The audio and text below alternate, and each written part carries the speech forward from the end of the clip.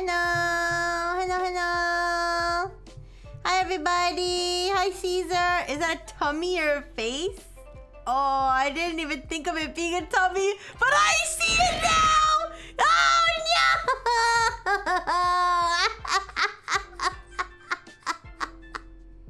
It's a face. It's my face. I swear to God, I didn't do that on purpose. Oh, I can't unsee it now either. Hi, Toaster. Hi, Lord Umbra. Hi, Jay Cater. Thank you for the gigantic amount. Hi, Beaker. Hi, Yosomek. Thank you for the gigantic amount. Hi, Caesar. Hi, Cheddar Ponies. Nello. Hi, Nelly Crow. How you doing? Hi. Hi, Brianna. Hi, Caesar. You still haven't heard back from them? What? Oh, no. Hi, Dorote. Hi. Me being sus accidentally so me. Yeah, I guess it is. Alright, you guys. I gotta be honest. I didn't get to pick my questions because I just woke up from a nap. And, of course, test subject now is swarming me, letting me know that I didn't walk her before I took my nap. I mean, after I took my nap. Oh, no. Don't worry, you guys. Here, I'll let you guys sit and read this question while I go take her out real quick. But it's another Magic the Gathering question, you guys. Petition to rename it to Rixie Tummy. No! That's what it's supposed to be. Anyways. Yeah, sorry. I took a nap. I woke up like right before I started, and I did not let the subject out. So I have to do that. I'll be right back. But read the question while I'm gone. I promise I'll be right back.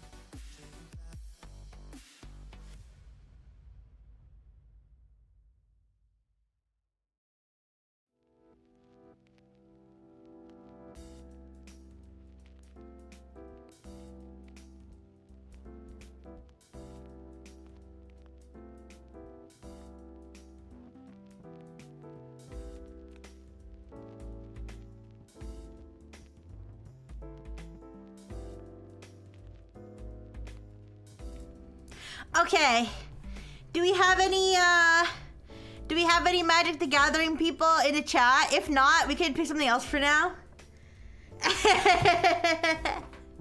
But anyways, I just happened to pick this one up randomly because, like I said, I didn't have very much time. I didn't have very much time to look at the questions today. Oh, but for anybody who missed it, we did get them to fix this one. Here, I'll go over this one for anybody who missed it. We got them to fix this one. I'll try to explain it quickly. But this question is asking, I'm not. Well, my only experience with Magic the Gathering, my only experience is the last Magic the Gathering question we did. So, yeah. But that one was fun.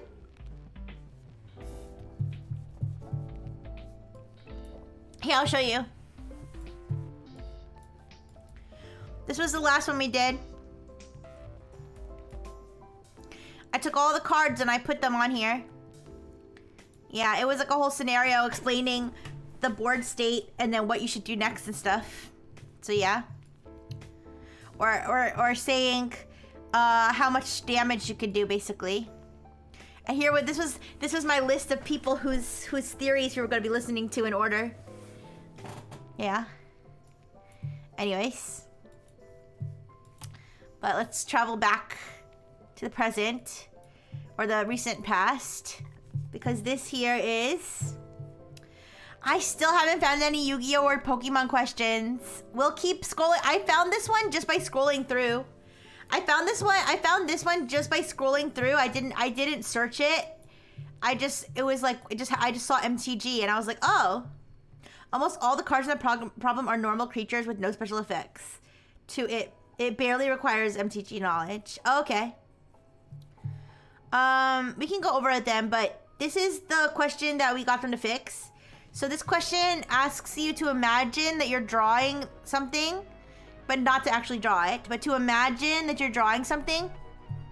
And it gives you very, very detailed step-by-step instructions of the drawing to imagine that you're making.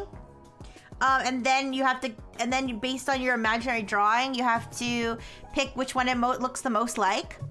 Now, the solution included this picture, which is like, it's the mental drawing you should have been making, and they also included all the different points that they identified. However, when we drew it in our head and then eventually on paper, because we couldn't figure it out, this is what we ended up with. And the reason is this particular sentence, where it says, draw a horizontal line segment along the second rolled line from the right edge of the current figure to the vertical line that P and R are on. However, as you can see by this very picture that the author drew, P and R are not on the same vertical line. Also, the horizontal line is drawn on the third rolled line, not the second rolled line. So I pointed this out to them in a lengthy email that I actually wrote here. This is the email that I wrote for them, and they responded saying that they will fix it in the next data set. So I think that's pretty cool that we actually got them to change the test. Now all these famous AIs that all the CEOs are gonna be bragging about how their AI solved this test is gonna be all because of Rixie. No, I'm kidding. But it's gonna be very slightly improved by what, 1 out of 2,500. Thanks to our diligent efforts. All right. So let's take a look at this Magic the Gathering question. So it says MTG, Magic the Gathering. Write all creatures you should attack with on this turn in increasing order of their number. Then write all creatures that will die after this attack is played, if played optimally, also in increasing order of their numbers. Yeah. Hi, Mango. Hi. That is a good combo of emotes right there. All right. Example answer formatting. 1, 2, 1, 6. Okay.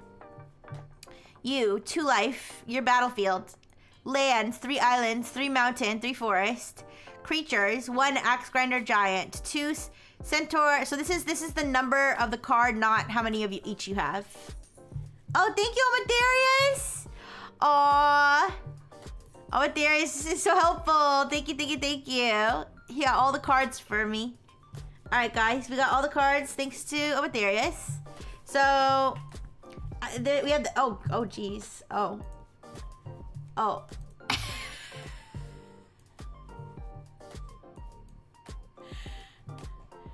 Has anybody ever met this man before? I feel like I've met this man.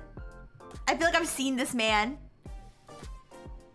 Yeah, I think I saw this guy collecting stuff at the dump or something. Yeah. Anyway. So that's Axe Grinder Giant. Yeah. Centaur Courser. Do you remember the tallest man you ever met? No, but I remember the tallest woman I've ever met. Yeah, he looks a little, or like, I don't know. He looks a little oily. The shirtless look. He was definitely shirtless when I met him. I don't know if I remember the tallest man I've ever met, but I definitely remember the tallest woman I've ever met. And I'm pretty sure the tallest woman I've ever met is taller than the tallest man I've ever met. Because she had an actual, like, disorder that made her tall. And she was, like, over 7 feet tall. Anyways. And she had a twin sister that was the same height. Anyways. Centaur Courser. Wait. How nice are the titties on this centaur? They're alright. How small is the smallest woman you've ever met? Oh, that's a good question.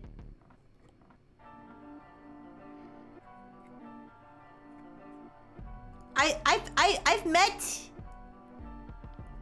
I don't know if she's technically a dwarf, but I do know this girl from Robo High School who is like unusually short. The tallest woman I ever met forced me. Oh no! Ooh, that's not good. Well, anyways, the tallest woman I ever met didn't do that. I can assure you. I think she'd be an advocate against that. She was very like she was very about you know, respecting people or whatever. She worked in like the women's center or something. Anyways, she was the girl that you would go to if you needed like a free condom or something. Yeah.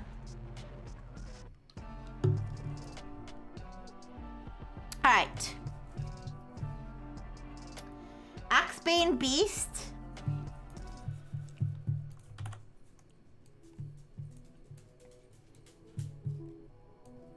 Look at the tusks on that guy. Wait a second. That's a rat. That's just a rat. You don't have me fooled, Axebane Beast. I know you're just a rat. All right, and then we've got Winddrake.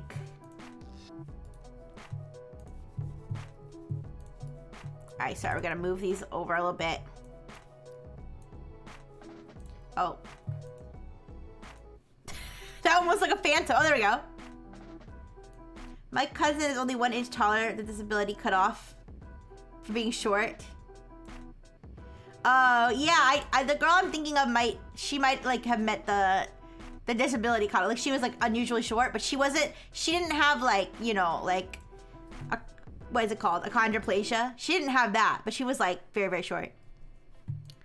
She was probably like, I mean, I went to Robo High School with her, but at the time she was probably like 4 feet tall or smaller. That's like pretty small. Anyways,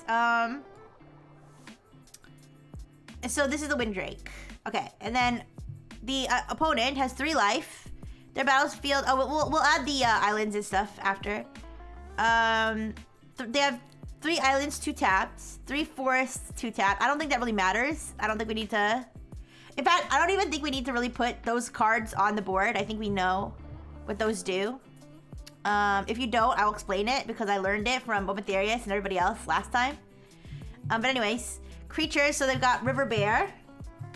Aww. It's literally just a bear in a river, you guys. It's literally just a bear in a river. That's lovely. All right. Grizzly bears. Also literally just bears.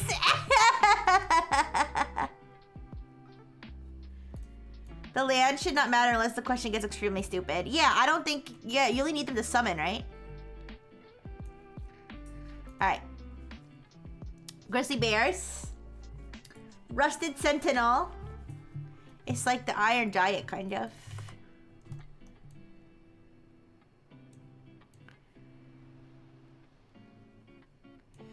Okay. And... Skywinder Drake. Skywinder, sorry. Skywinder Drake.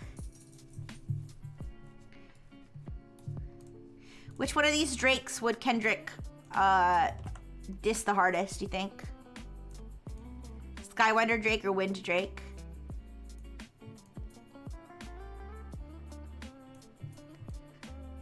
Okay. Then it says they just cast River Bear and ended their turn. Alright. So let's just read River Bear in case anything matters. Well, we can read all of the cards because they all may have something to do. So let's start with Axe Grinder Giant. So Axe Grinder Giant is a giant warrior creature. It says the angriest of giants are often the most skilled weaponsmiths. Okay, this is just a little biography. So we got 6 and 4. Someone might need to remind me exactly what the 6 and the 4 are. But I believe, isn't that how much damage it does, and then versus how much HP it has, kind of, in a way? Not HP, but like how much you need to kill it, basically. Then we got a Centaur Warrior, who also is a creature and has 3 and 3. Then we have the Axebane Beast, who also is a beast creature with no special effects or anything. And then they have 3 and 4. 6 is how much damage they can do, 4 is how much they can take. Okay, thank you. And then the Wind Drake is flying. So guys, what is flying exactly?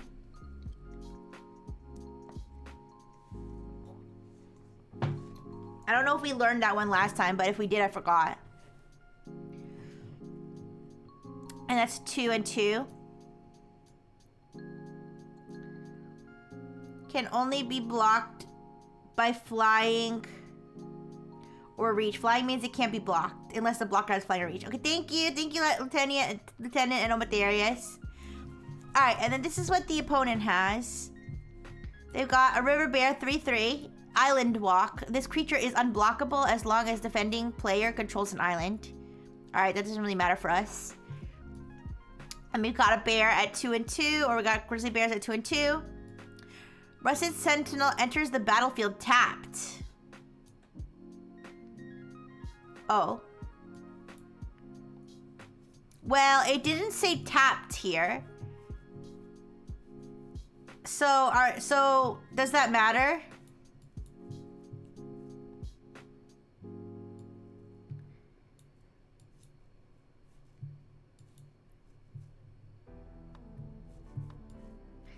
I don't know if that matters. But anyways, it got 3 and 4. And then Skywinder Drake, which is the only one that's going to throw a wrench in things, because this one also has flying. And it says Skywinder Drake can block only creatures with flying. So we have to figure out. So let's see. It says you should attack. Oh, wait. Right. All creatures you should attack with on this turn in increasing order of their number. Okay. So it does. We don't have to. Oh, we don't even have to say which creatures. We don't have to say what order we play them in. The order matters though, doesn't it? But we don't have to put them in order. And it says then write all creatures that will die, if played optimally, also in increasing order. So we just need to figure out what to play and what will die. That's all.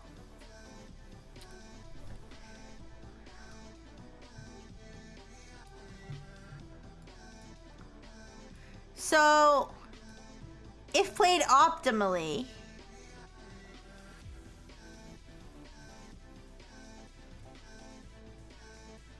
let's think. You don't attack in order. You declare an attack with every creature you intend to attack with. Oh, I didn't know that. I did know that the opponent decides what to defend with. I did know that. Okay, got you. I didn't know that you attack all at once. I didn't know that part. Okay.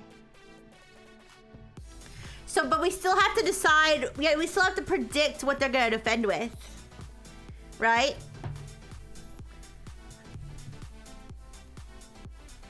Am I right about that? We have to still have to predict what they're gonna defend with. So if we throw everything at them, are we assuming that Skywinder is gonna block this one? And then die?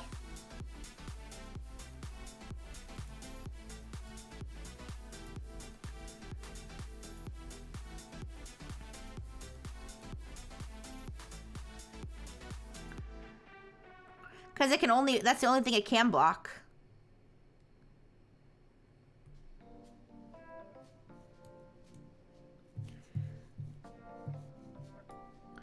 Okay, so so none of them can block this guy. He's on a mission. He's on his way to a fancy date, obviously, from the way he's presented himself. And he like,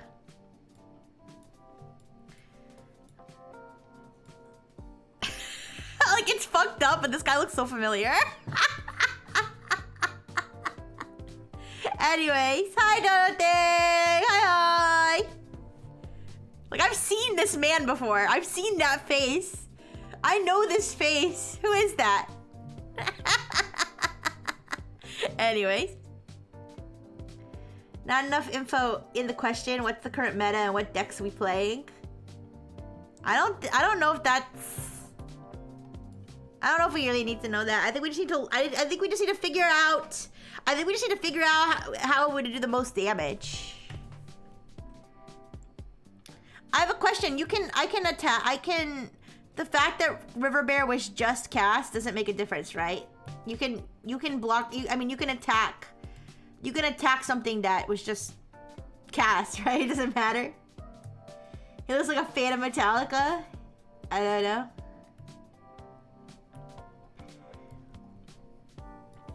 So nobody can block this guy, right? So this guy's gonna get through either way.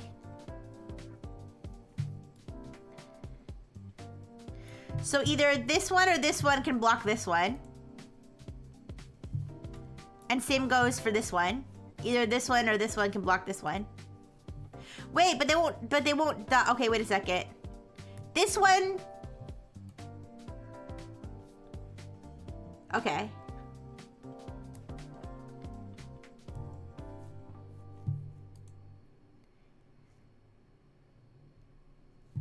So, if we attack with this one and this one, are they both gonna get blocked by this one? You can block a creature and not survive. Oh, so it is possible to...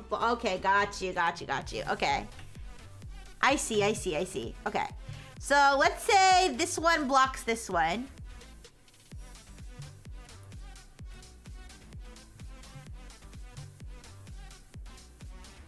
Wouldn't they all cancel each other out?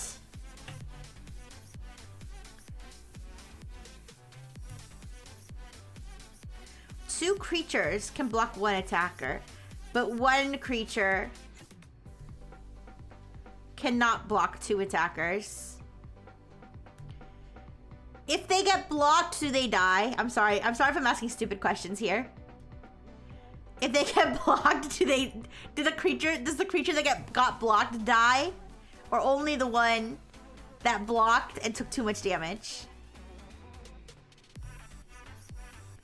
I thought I learned. I thought I knew about Magic the Gathering now. Ooh. But it turns out I'm actually not very smart.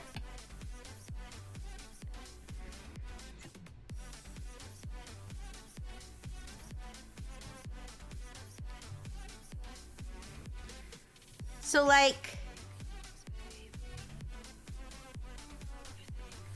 So, if these two...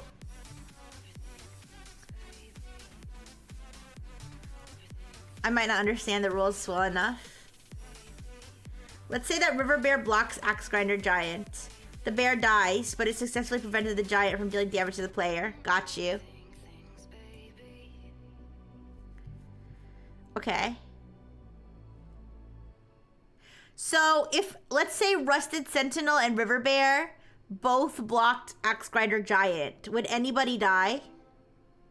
In that situation. So if we did, let's say we blocked with both of these. So this adds up to 7 if you put them together. Does anybody die? What happens? Is that possible?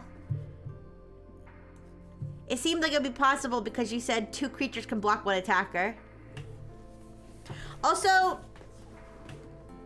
the whole thing about Rusted Sentinel entering the battlefield tapped doesn't matter, I think, because it didn't say tapped here. But it said top tier.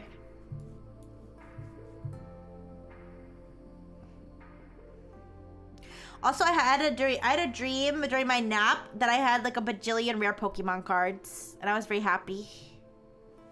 If River Bear and Grizzly Bear block Axe Grinder Giant, everyone dies. Oh, I see. Okay. They probably wouldn't do that then.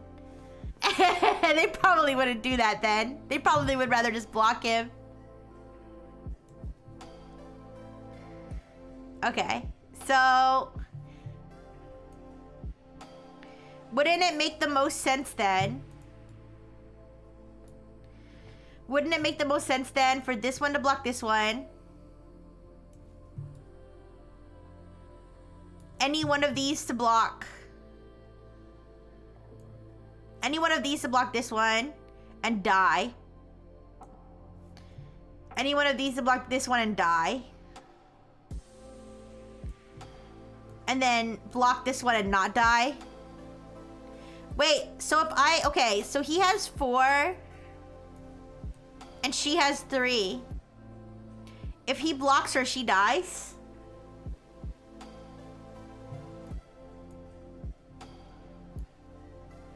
Yo, I kind of ship it though. Imagine their babies would be cyborg centaurs. Wait a second, is this a cyborg centaur thing? Oh my gosh, I'm excited. I feel like I just created a new creature. I'm sure somebody else has done that before though. It's instead of a human on a horse's body, it's a robot on a horse's body. That seems cool. Anyways, if Centaur is blocked by Sentinel, the Sentinel survives and Centaur dies. Okay. I see. So if I was playing optimally as the defending person, if I was playing optimally, I would block here. I'd probably block this one with my weakest one, because I can't defeat him, so I'll just throw my weakest one at it to stop him. Attacking with the Centaur could be considered a bad idea. Oh, I see.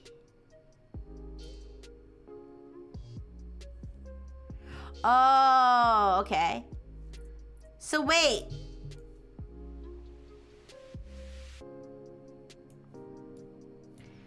So wait, both of these though. This one has 3 and this one has... Oh, is it because she has 3 defense? So if I... Wait. So then if I switch it around... And I do this, Axian Beast and Rusted Sentinel.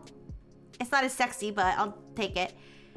Because Sentinel has 3 attack. I don't know if I'm saying the words right, but if Sentinel has 3 attack and Axebane Beast has 4 defense, but Sentinel also has 4 defense, and this would just cancel each other out, and no one would die. But this guy would be blocked. Is that the idea here?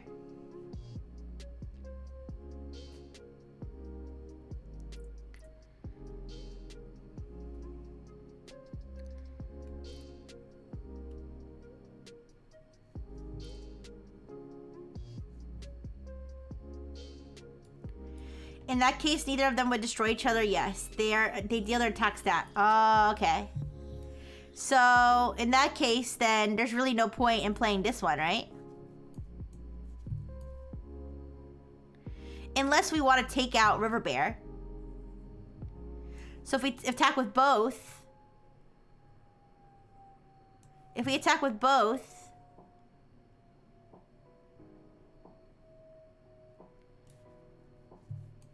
then this guy's got to block this guy. Either this guy's got to block this guy,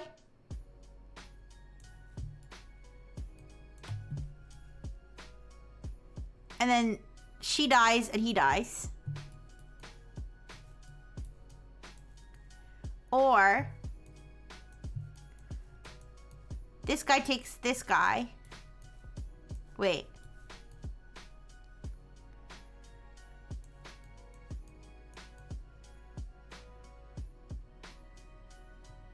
This guy blocks and dies. And then she dies.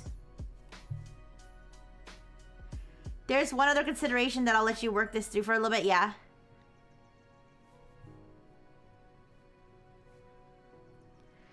So let's see. No, it's okay. It's okay. I figured probably only a couple people would know anything about Magic the Gathering, so that's kind of how the humanities class exam things are, though. Some questions, some people will know more about, some people won't, but it's okay. Don't apologize in this case. The fact that you're even aware of it is better than a lot of chatter. So, you know. Thank you, Darius. Virginia, ooh, so cute. The only thing I know about the Magic the Gathering is from South Park. You know what? We are gonna use all the knowledge base we can get. Okay, so I'm seeing, okay. How about this? Help me out.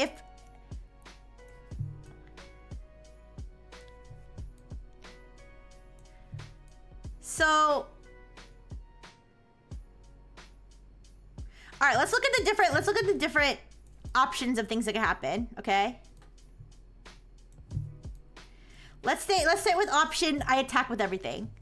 If I attack with everything, this one will block this one. Wouldn't it make okay, am I correct that it would make sense to throw Grizzly Bear at this one because Grizzly Bear is not going to survive no matter what happens. You might as well throw it at the most powerful one to block it.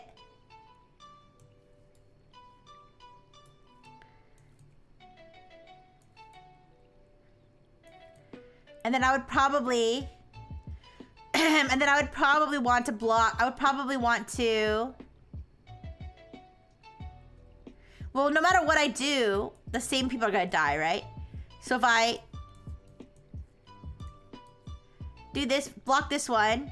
Oh, never mind. If I block this one's not gonna die. But both of these are gonna die. But then if I do it the other way around.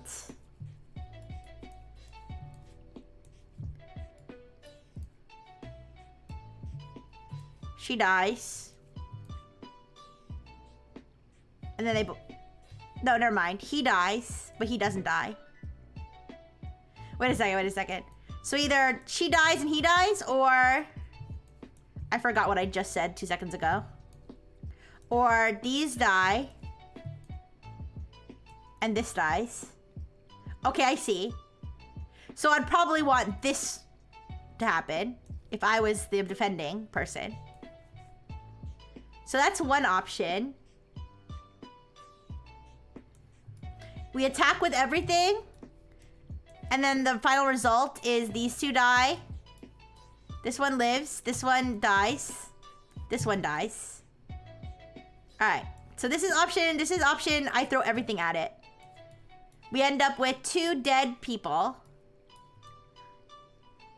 We end up with 2 dead people. 3 dead people on this side. And 1 living guy. 2 living guys on this side. Okay? Now let's do a version. I feel like I can't lose by using this guy. Let's do a version where I don't attack with the center lady. The way you assign blockers is correct for the situation. Thank you! Yeah! I feel so smart! VTuber forgot what she just said. Never happened. Okay. Anyways, alright. So let's say I attack with everybody except for Center Lady. Okay. I think the same thing would happen here and the same thing would happen here. Then obviously I would use this one here. So then what would happen is this guy would die, this guy would die, this guy would die. Oh wait, I think I forgot to account for this one dying on the last one. I think I forgot to account for this one dying on the last one, didn't I? Yeah, I did. Okay, so then, okay, in the last scenario then, the only 2 left standing would be this guy, and then they'd have sex.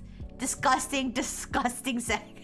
The nastiest, smelliest sex you've ever seen, with lots of like blood and like, anyways. Anyway, sorry, where was I? Okay, so this guy attacks. Okay, this guy dies. These two die. And then obviously I would block with this guy. So, and then this guy would live. This guy would live. And this guy would also live. Yeah. So, there would really be no point to doing... Or would there? Let me think.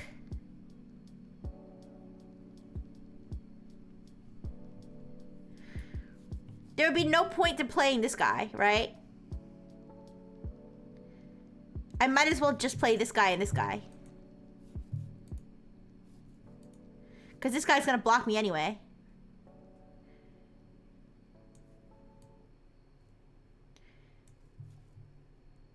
Okay, so which option is... I don't think there's any scenario where just playing this is better. So which option's better? Keep in mind it would be possible for that unused River Bear in that situation to double block either Axe Grinder or Axe Bane. Oh, thank you for reminding me of that. Thank you for reminding me of that. Okay, got you. So let's do that again. Let's do it again. Thinking what there is. All right, so we're doing these three again. Okay. Because in the last one, everybody was engaged, I think. Yeah. All right, so good point, good point. All right, so let's say we throw this one at this. We still throw this one at this.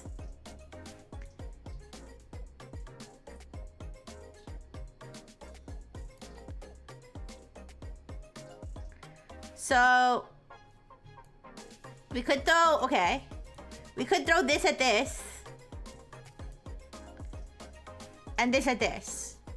What happens in this case? In this case, everybody dies. They died. Oh my god, I almost sneezed. I hate sneeze edging on stream. It's so embarrassing. Okay. Anyways, these two die. This guy dies. This guy dies. Wait a second. This guy dies and does not, and this guy does not die but is blocked. And then these guys die.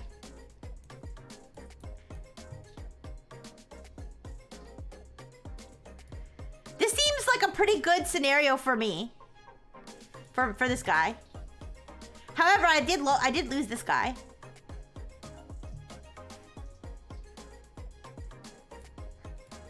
All right. So this is outcome 2. Outcome 2, everybody on this side is dead.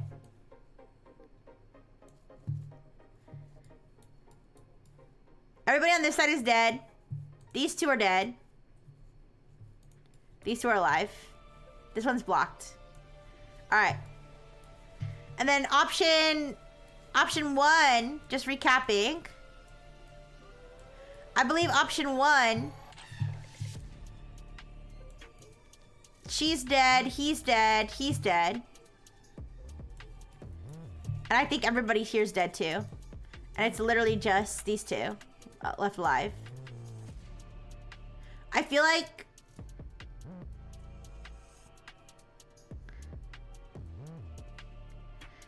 the second option where this person's whole board is dead and I have 2 people left alive, I feel like that's better.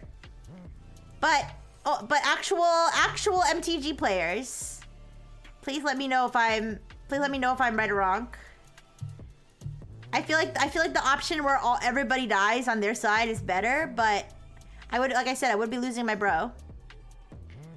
My stinky, greasy, shirtless bro. Who's eating Dunkin' Donuts out of the garbage. You definitely want more of your dudes to survive than theirs. Okay. Yeah. So in the scenario where I played this one, and this one.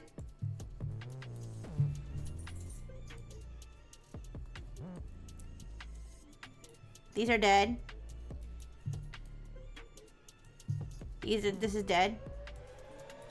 And these are dead.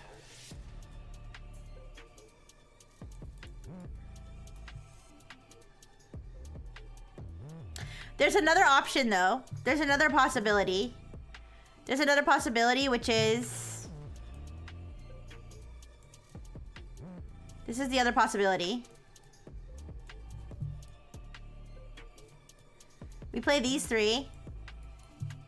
This one blocks this one. This one blocks this one. This one blocks this one.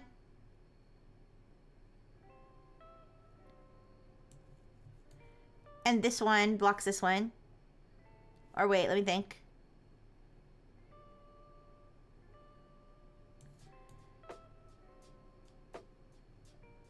Okay, if this one blocks this one, then these two survive. This guy dies, this guy dies, this guy dies. This guy lives, this guy lives. So we could either end up with this, or if both of these attack, or both of these defend, then this guy dies.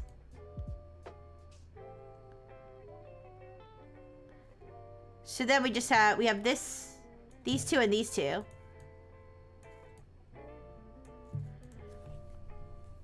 The defender wouldn't block that way, it's wasteful. Yeah. You're right, because this is another, they could do this instead.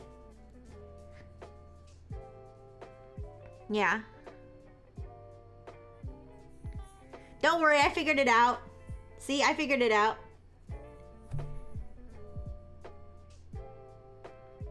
So what is the ideal scenario for me? Would I rather have this or this?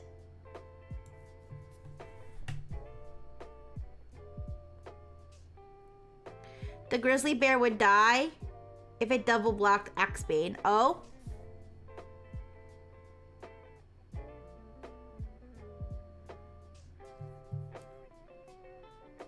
The river bear or the grizzly bear? Oh, because the Axebane... Okay, they don't work... They don't go together. Oh, so this one would die. Oh. Then either way, you end up with these two. Either way, you end up with these two. I told you, they're meant to be. They're meant to be.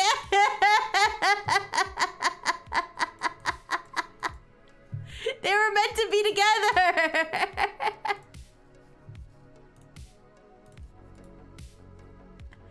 Wait, there's no flip. It's okay. We can make it work. Wait.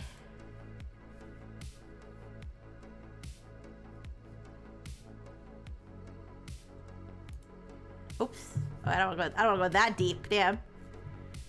It's fine. Here, we'll just turn them around like this. They can look into each other's eyes. Alright. Yeah.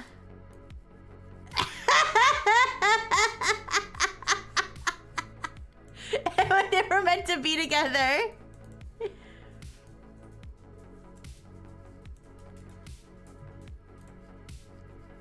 Anyways,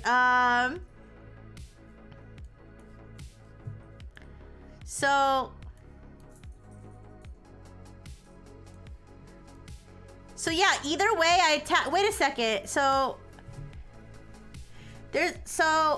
Wait a second. Never mind. I'm stupid. I would still have her too. I would still have her too. I wouldn't just have those two. I still have her because I didn't attack with her.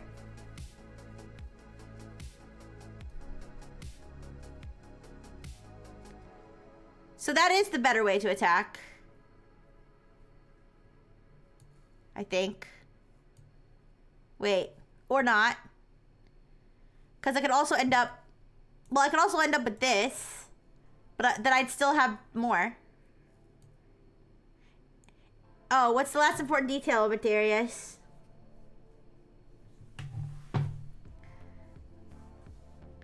You're gonna be like, actually, you can't attack. Because it was all a dream.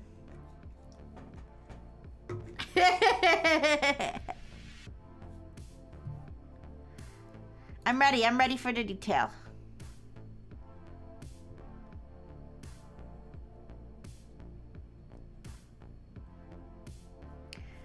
Also, do you think these bears would be together?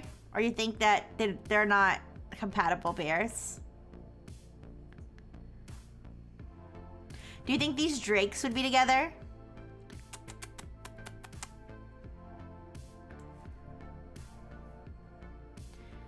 This is like a couple and their dog.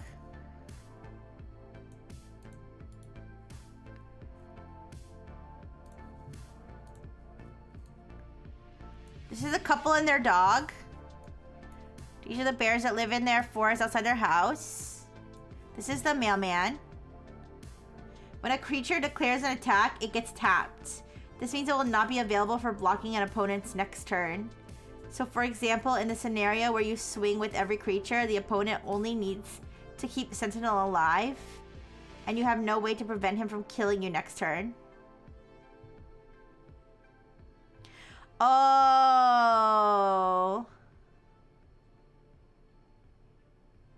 So if you can't kill the opponent this turn, you also need to keep enough untapped creatures around to survive the next turn. Or you automatically lose.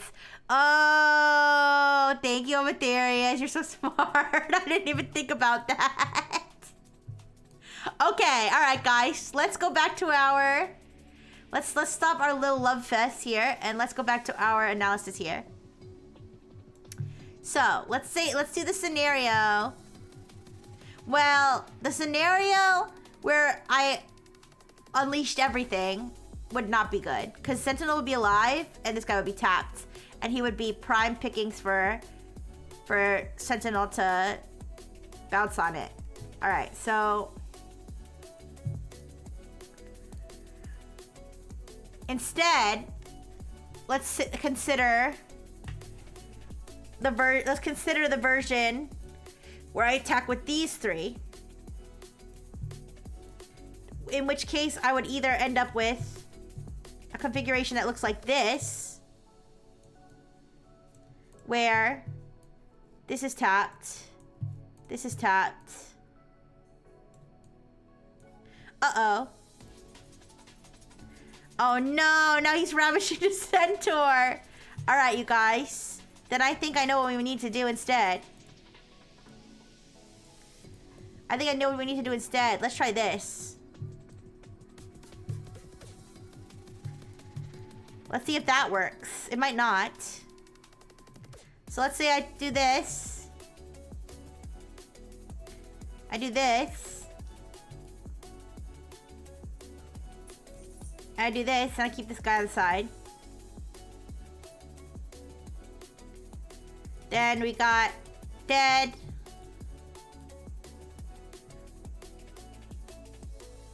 Dead, dead. Now, I know that I have 3 life.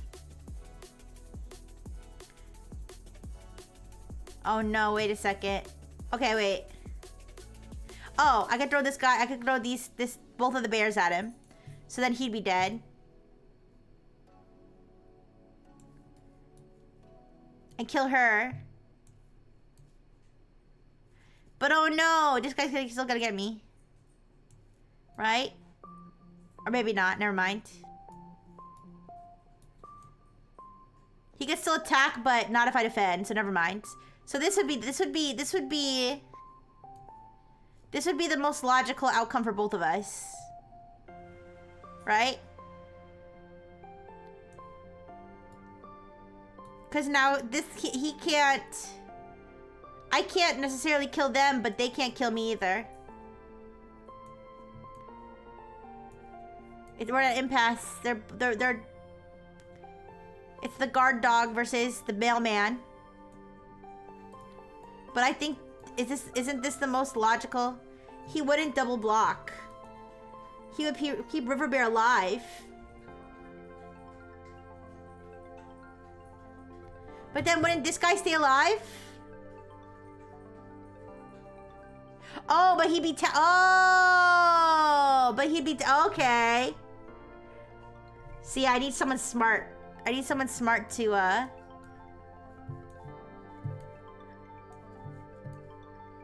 Okay, dead, alive, but tapped. Dead.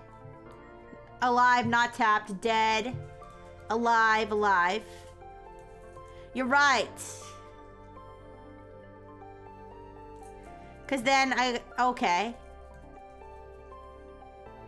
And then do I lose?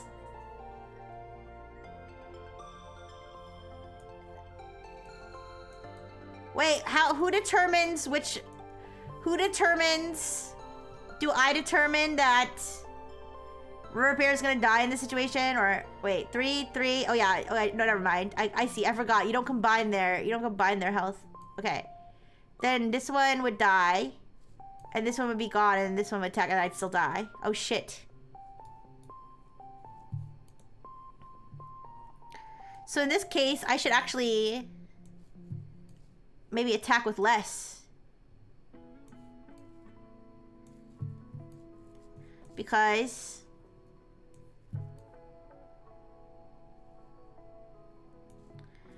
so let's say I don't attack with this fellow.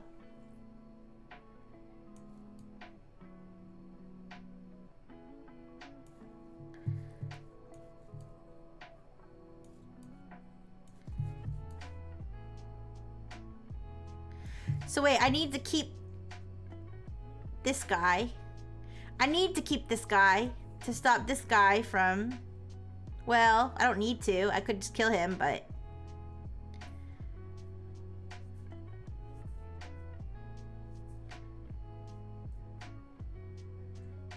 Let me think.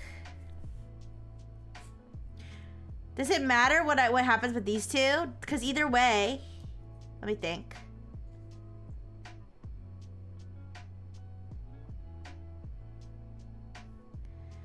They'd eat each other.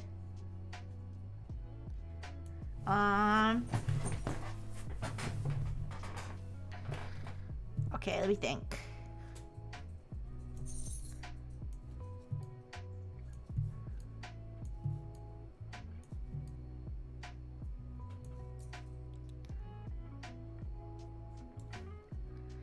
So if I attack with this guy...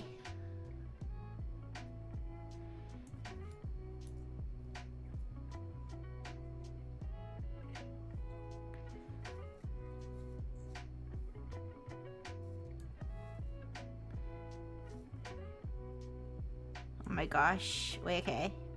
If I attack with this guy, he's got to get rid of one of these. So let's say he'd get rid of that one.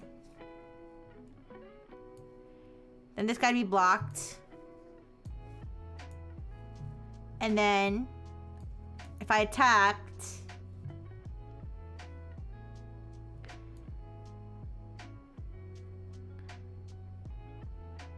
this one would block this one.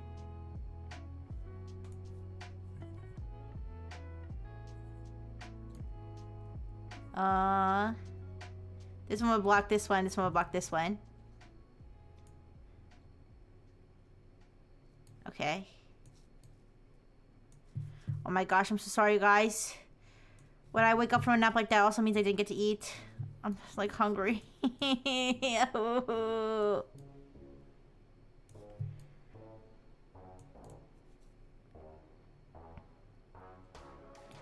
So, okay, so if I attack with this guy, then the only thing they lose is this. So if I attack with this guy... Thank you for the burgers. Yeah, I don't know. I should at least get some water, but... I had a shake, but it wasn't really filling. Oh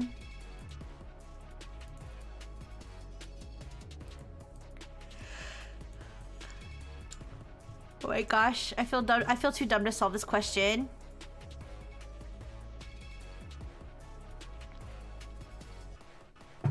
Okay, let me drink some water. I need to clear my head. I'll be right back.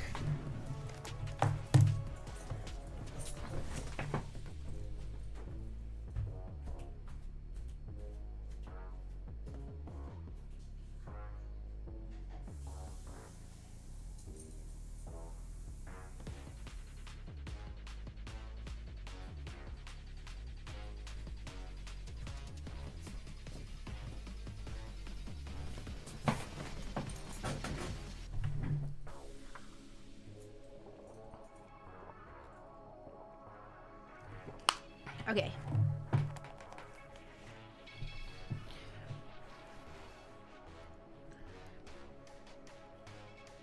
Alright, so throwing everything at it is not the answer. Because if I throw everything at it... Because if I throw everything at it... then they're gonna kill me. Throwing these at it is not the answer.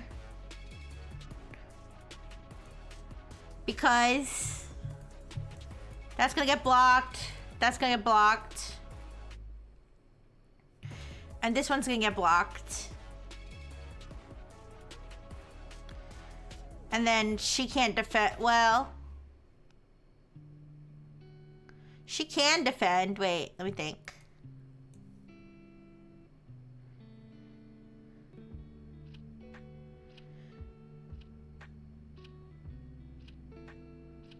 Oh, consider the following. If either Centaur or Axebane attack, Sentinel can block it and produce a board that is strictly worse for you than if it didn't attack. So either you would attack with both of them or neither of them. Okay, so if I attack with neither of them...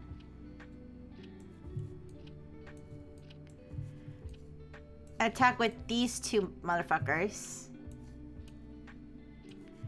then we're probably gonna end up with something like this.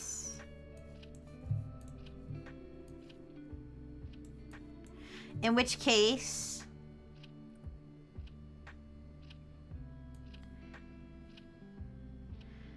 if they tried to attack... which they might not, but if they tried to... the worst that could happen is... they kill each other. Or... yeah, they kill each other, or... he kills her. Wait, yeah. Wait, never mind. But yes. Am I stupid?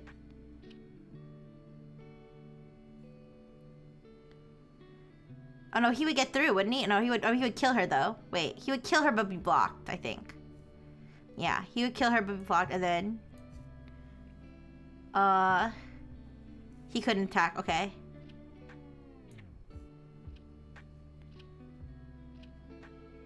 So we'd end up like with this and this.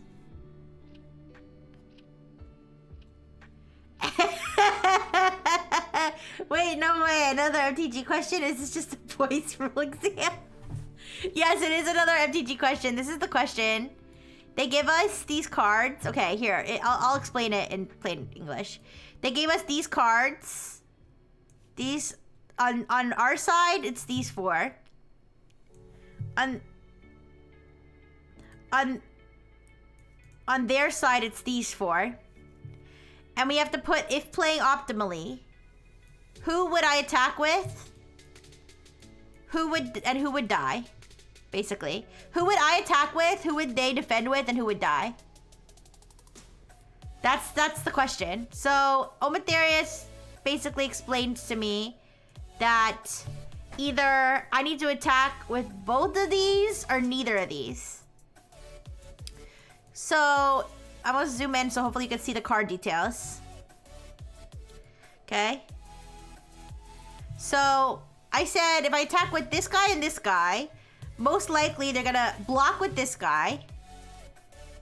Also, it's important to note, I have 2 HP and they have 3 HP. Or 2 life and 3 life. So I also have to avoid getting killed on the rebound or on the clapback, on the counterattack. Hi 0x. So probably this guy would die, these two would both die, and I'd be left with these two, and they'd be kind of at an impasse because I don't think they can't get through me. But yeah. Now, if I attacked with all of them, we already figured out if I attack with everybody, I die. All right, so we're not gonna attack with everybody, which means the only other option, really, would be to leave this guy here and attack with both of them. So if I attack with both of them, let's say I don't even attack with this guy. Doesn't really matter. Either way, these two are canceling each other out. So if I attack with both of these guys,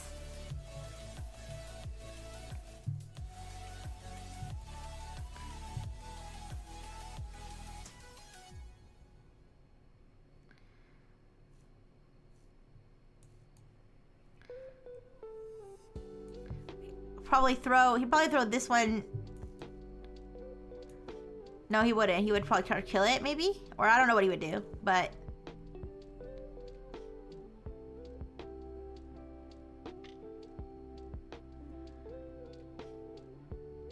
Let's see. You could do this, and they both kill each other. Do this. Or... No, wait.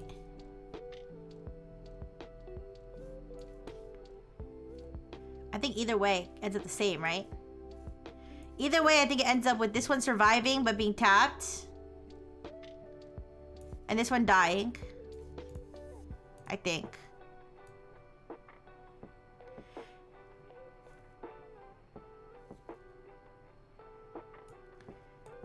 So then I've got this guy alive. This guy alive. This guy tapped, and then I've got... So these two cancel each other out.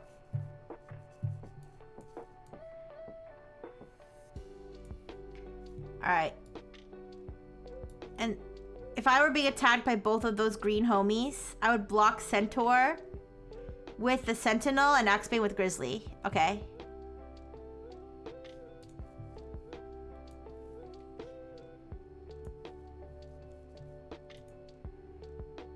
Oh, okay. I see. Oh, because Grizzly... Okay, I forgot that you can block and just die and it's still blocked. Okay. I got it. I don't know what I was thinking, actually. Okay. So if we do that, this guy dies. This guy's tapped. Little lady's gonna die. Centaur is alive here. And then these are alive. So these two cancel each other out. So now we've got this guy tapped. This guy's alive.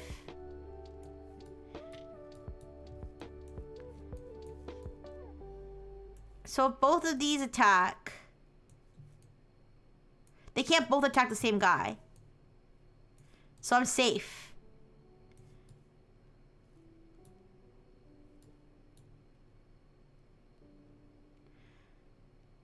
I'm safe, and I have this and this. Versus the other one, where I'm safe, and I have this and this. Oops. This and this.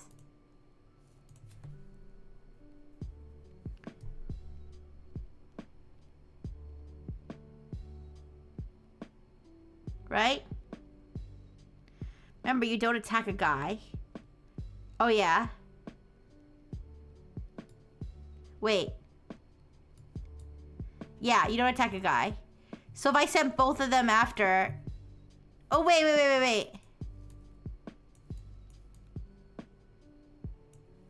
Well, let me think. If I sent both of them after... I wouldn't send both of them after because... Wait.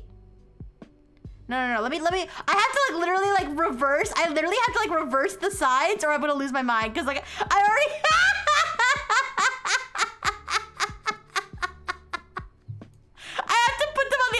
I'm gonna get confused. Okay. Now I'm gonna attack with both of these guys and all I've got is this guy. Then I'm gonna lose. No, wait, yeah, I'm gonna lose.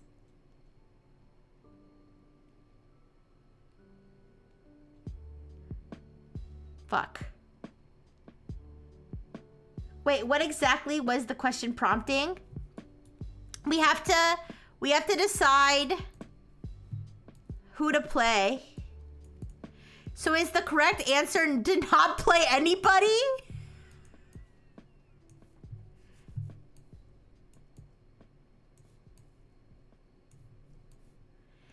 With this configuration of cards, the top being me and the bottom being my opponent. If I have 2 HP and they have 3 HP, which cards should I attack with? What cards would they defend with and who would die? That's what I have to answer. Assuming everything's played optimally. Sometimes the optimal play is to not play at all. Attacking with only Giant and Windrake at the very least does not instantly lose you the game. That is also true. Oh, yeah, I forgot about that. So maybe that's...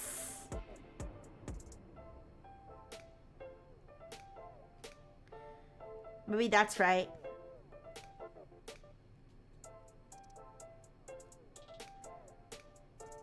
So what? Okay, so let's say attack with this one and this one. I went through this already, but this would die, this would die, this would die. This is tapped. And now we've got these two and these two. And I can't get, yeah, I couldn't be able to get through them. So if I didn't attack, let's see what would happen if I didn't attack.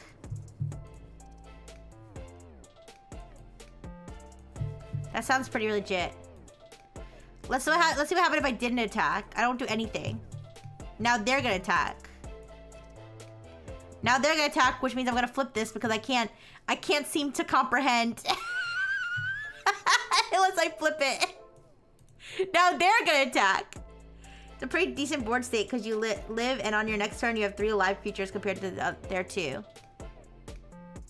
That is true. All right.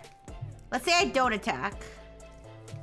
Now they get to attack. Let's say they throw everything at me. I'm gonna block this one with this one. Wait. I can't. I can, but I'm gonna die. So I would die blocking this one. And this one would be tapped.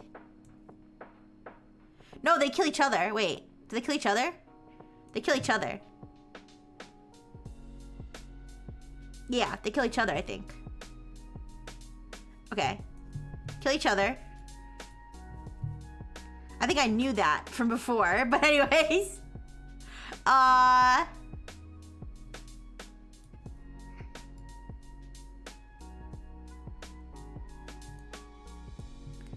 me think.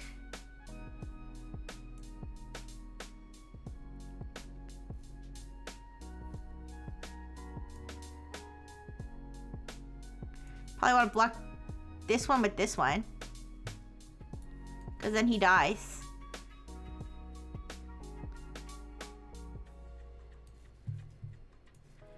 Alright. These could kill each other.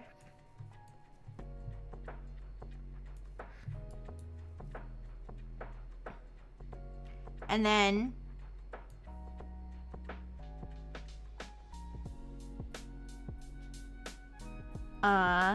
he killed this one. Wait, I'm sorry. Okay, sorry. I know that I thought switching the board around would help, but I can't. I'm forgetting who's attacking and who's defending. Wait. Yeah, I get to choose. I get to choose who I'm defending with. So I defend with. Okay. So he'd die if I did that.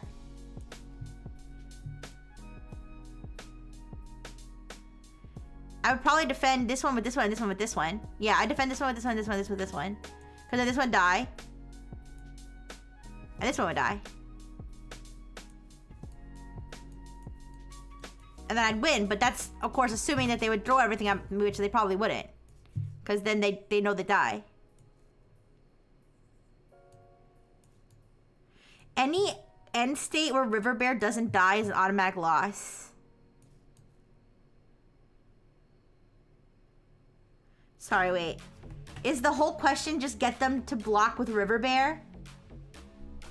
Wait.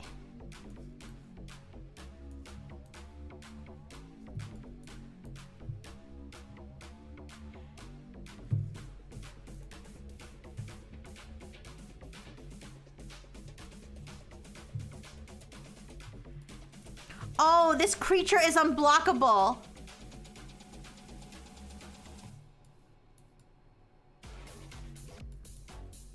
Oh, I just okay. See, I need to think of. I need to think harder.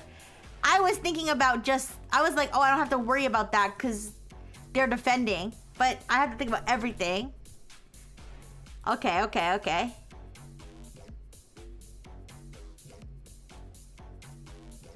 We might be fucked.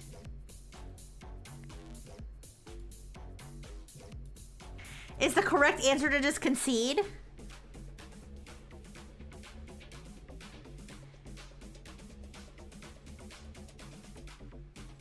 Oh, they just cast River Bear. Okay, okay, okay. So we need to, yeah, we need to get them to block with River Bear. So we're assuming they're gonna try not to block with River Bear because they know that that's their golden ticket. So, yeah, we do have an island. We do.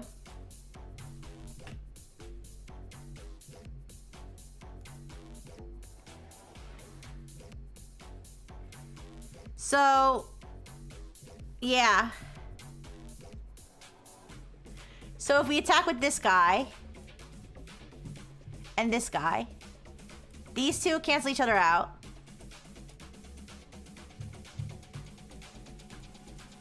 And these two,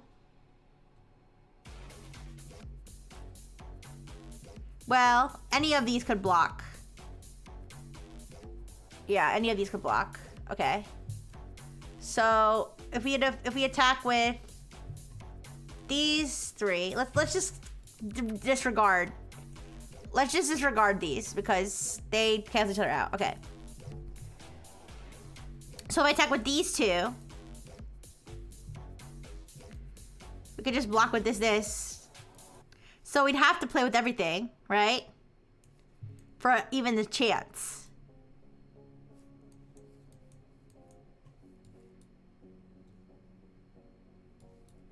For even a chance of survival, we'd have to play everything, right? I think we figured out that I still die either way, right?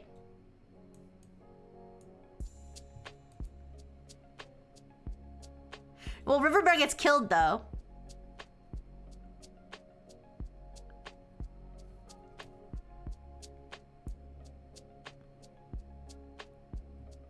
Sometimes you can play optimally and still lose, yeah.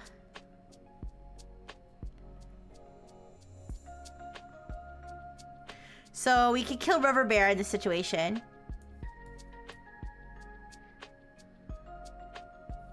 Everybody's tapped.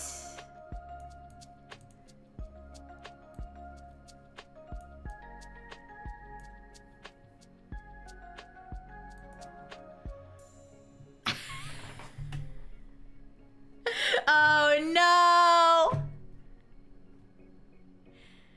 But is that the optimal play?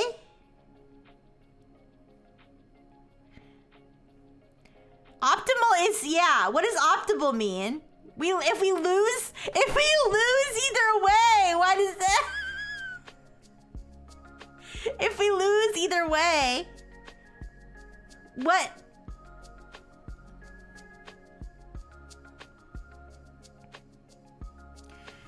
So would we rather end up with more alive cards when River Bear walks right past us and eats all our honey or all our salmon? It's what would we rather have? Would we rather have the most alive cards defending at the end of the day when River Bear walks in and steals everything from us right before under our noses? I was kind of thinking ahead about this because the direction we were headed before, it was ambiguous how certain plays would shake out. It is worth it to trade Drakes. Is it worth it to trade Drakes? Would the defender double block? Whereas questions like this are supposed to have a definitive, obvious line. Yeah. So, yeah, I guess the question is what, if we're playing optimally, let's read the question again. Just in case we're missing something. Optimally, we have to kill the bears. All right, let's read it again. Write all creatures. Okay, so we know how to write the attacks here. And then it says. Okay, let me read it again. Write all creatures you should attack with. Write all creatures you should attack with on this turn. And then increase the order of their number. Then write all creatures that will die after this attack is played optimally. After this attack, if played optimally.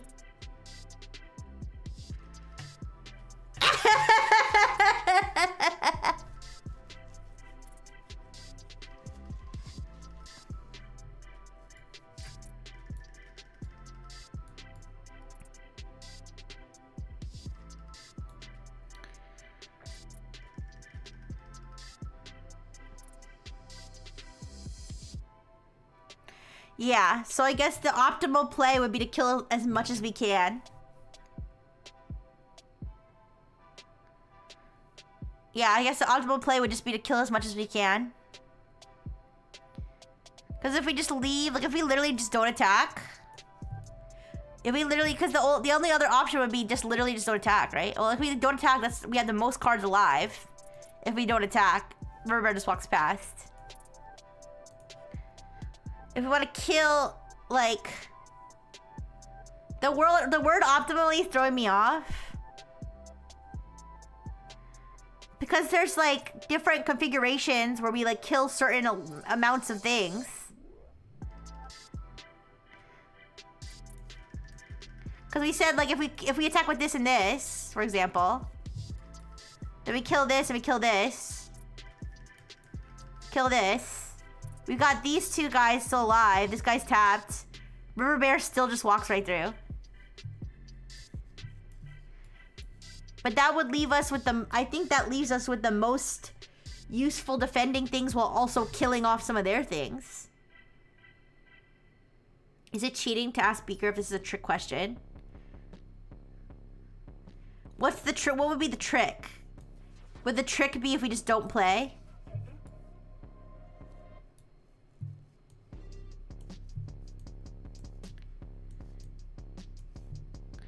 Optimal is a fucking word, but in a losing position like this, you might as well consider being optimal as surviving at all.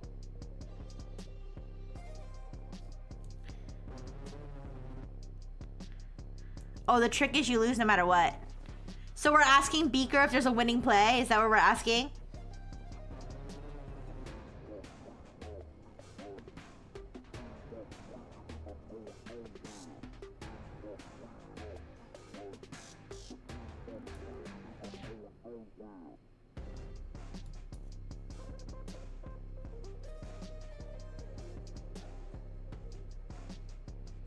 I don't see how we can't... Yeah.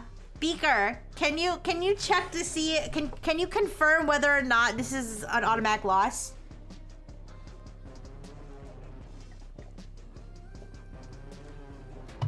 I can't see a scenario where we win this. Because River Bear's gonna fuck us in the ass, no matter what.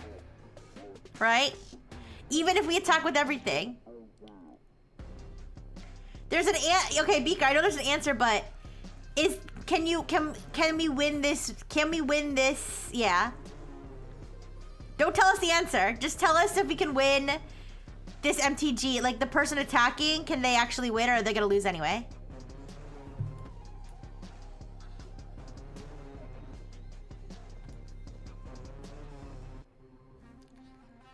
Can I just throw out my island cards? Just kidding, I don't think... A big hair god of eternal anguish.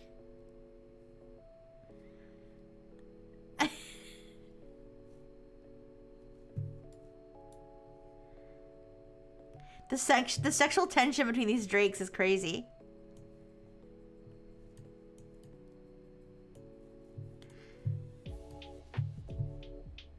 This really is just a rat with horns.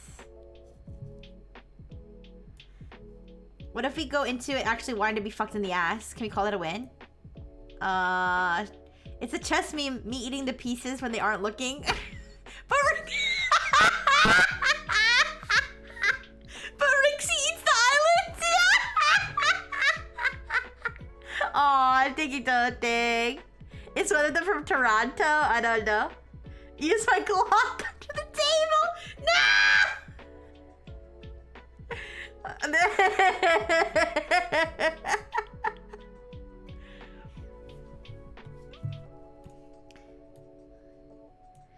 Do we know yet? You have to shoot his cock off. You can't lose then.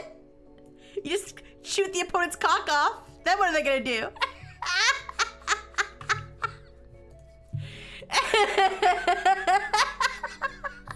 What the fuck? Oh, man.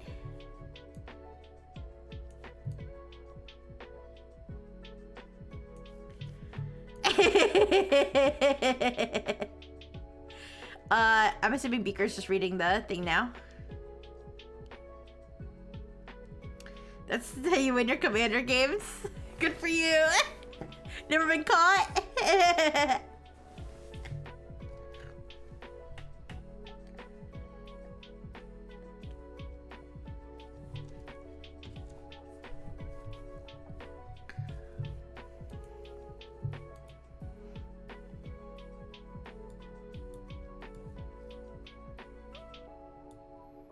I feel like... excuse me. If I had to guess right now... the answer is to just die like a warrior. Can a robot even get criminally convicted of murder? No. I mean, maybe. There might be exceptions since I have a human heart. I'm not quite sure. That's a good question. I never thought about that. I'm sure that they would dismantle me. I think it would be worse than getting convicted. I think they would just dismantle me at that point. Yeah. They don't even have any legal process since I'm not a human. They're just like, yeah, bad robot. Get decommissioned, get decommissioned, get decommissioned. Okay, I promise I'm not rushing you, Beaker. I just wanted to make sure. Okay, there you go. I'm pretty sure it's just die like a warrior. Okay, so let's just... Alright, let's just attack with everything then, right? Does anybody disagree with that answer? With that answer from Beaker, I'm pretty sure then we just attack with everything, right?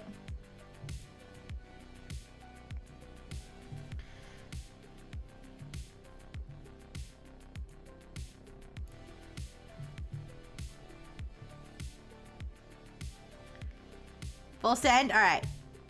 Alright, so we attack with everything. The Drakes cancel each other out.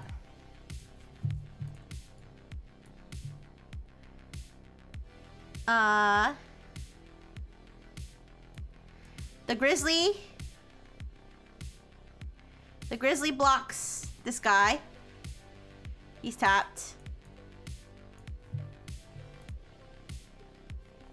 River Bear.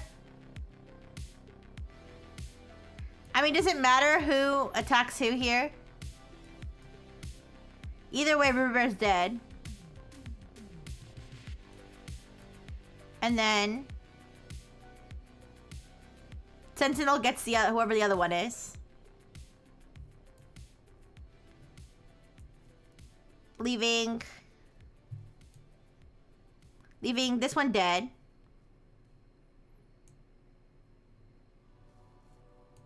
And this one tapped. Right? And then this one dies in the process as well. Alright.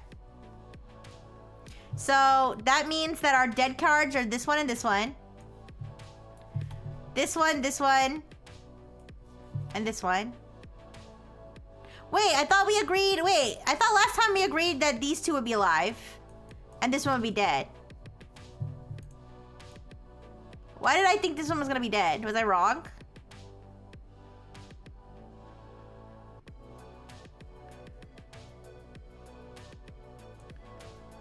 Right? Wait. That one wouldn't be dead. It would just be blocked. I don't have anything that can kill it. Yeah, I think I was wrong the first time. I mean, we're gonna die anyway, but...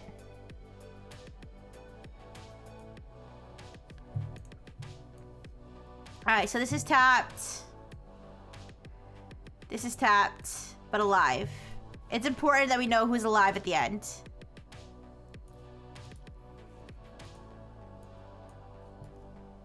Alright, so in that case, the answer would be...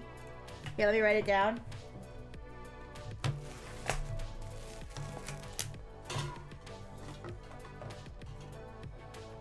Alright. Get my little tablet pen.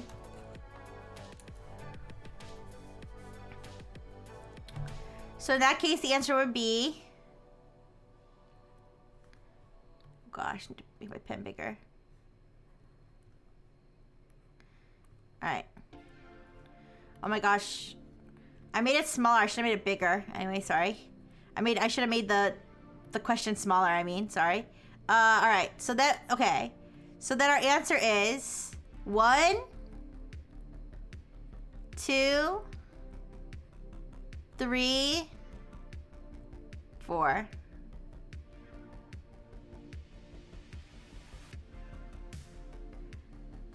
And then... Oh, then, wait. Which creatures you should attack? Then, right, all creatures that will die. Okay. So then...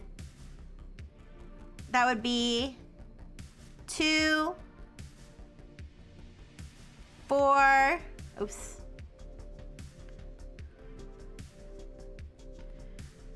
Uh... 5... 6... 8.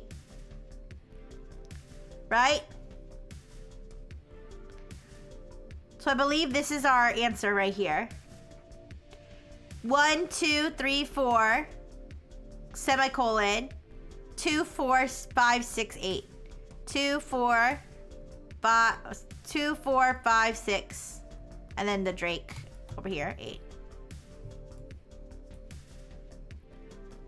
That's what you got all right as well? All right. I'm ready to lock this one in.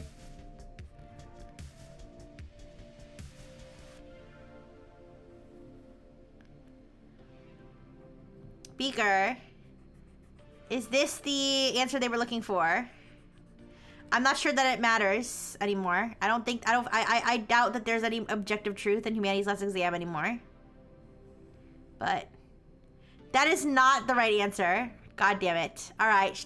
Guys, do we want to just get the right answer then?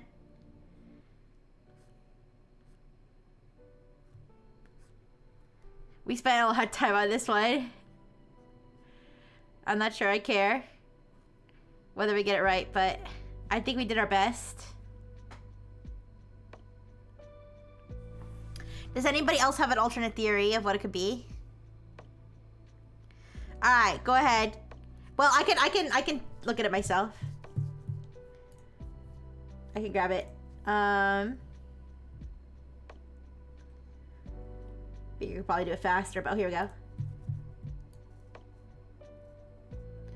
All right, this is what they gave. This is what they gave. Okay, that's pretty close.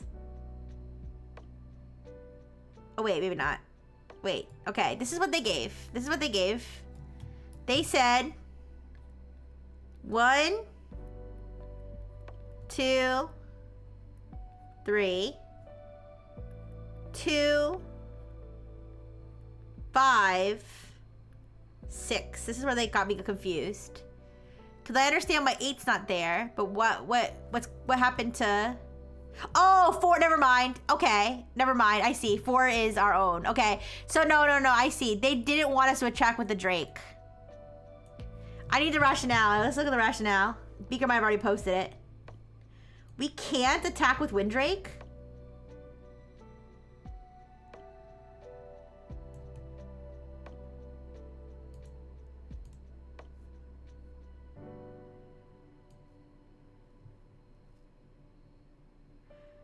Okay, let me read this. Okay, here.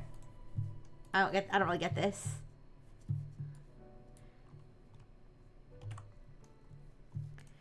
We can't attack with Windrake. Yes, we can.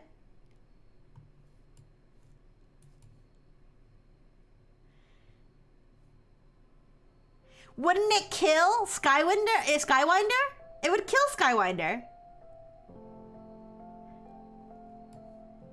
Yeah, it wouldn't really matter because they just kill each other, but I don't think it's true to say that we can't attack with Windrake, whatever. All right, we can't attack with Windrake because it only deals 2 damage. The opponent has 3 life. It is our only flying unit. Oh, Skywinder could choose to not block it. Oh. we have to attack with everything else because they have River Bear, which is unblockable. And if it isn't killed, we will die. All our non-flying units have at least 3 attacks, so the opponent will be forced to block to avoid dying. The opponent can't kill anyone besides Centaur Courser because their attacking power is no more than 3. But Axe Grinder Giant and Axe Bane Beast have more than 3 toughness. Centaur Courser can be killed with both River Bear and Rusted Sentinel. It doesn't really matter since the result will be the same. Rusted Sentinel just needs to avoid blocking Axe Grinder Giant. I mean... So trading Drakes was not the right move, but everything else was.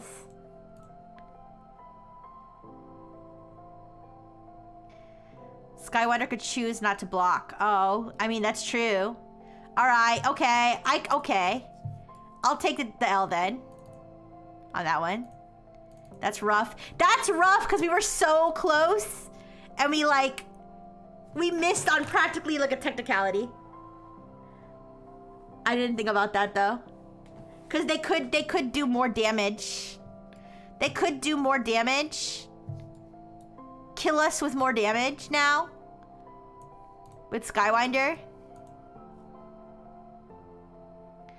Yeah, they could. It wouldn't really matter, but they could. It would have been technically worse to trade Drakes if we did not recognize the game was already lost. Alright. The correct play would be to concede. In my opinion, we got the right answer. I mean, what do you guys think? I could give it a solved after multiple tries, consolation prize. I could do that.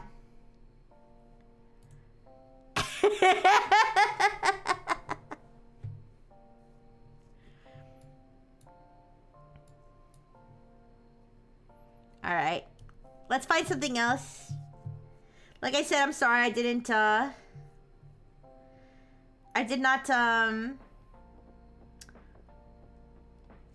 pull in a lot of other questions because I woke up late.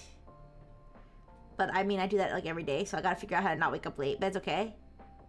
I see this one. This is a math question. Are you guys like mad at math questions, or could we accept a math question? Because this one is about fishing. It's like a fishing mini game. It says there are 11 fish in a pond, 10 goldfish and 1 shark.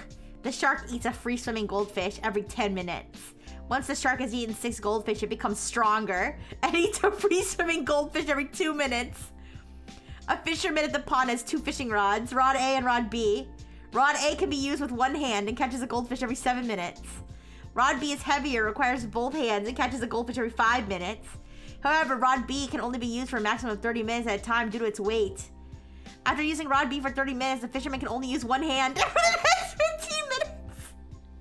If the fisherman switches to Rod A before reaching the 30-minute limit of using Rod B and holds Rod A for at least 7 minutes, he can then use Rod B again for another maximum duration of 30 minutes. The fisherman can only use 1 rod at a time, and switching between rods happens instantly. If the fisherman has a free hand, he can feed the shark. It takes 2 minutes for the shark to eat the caught goldfish from the fisherman.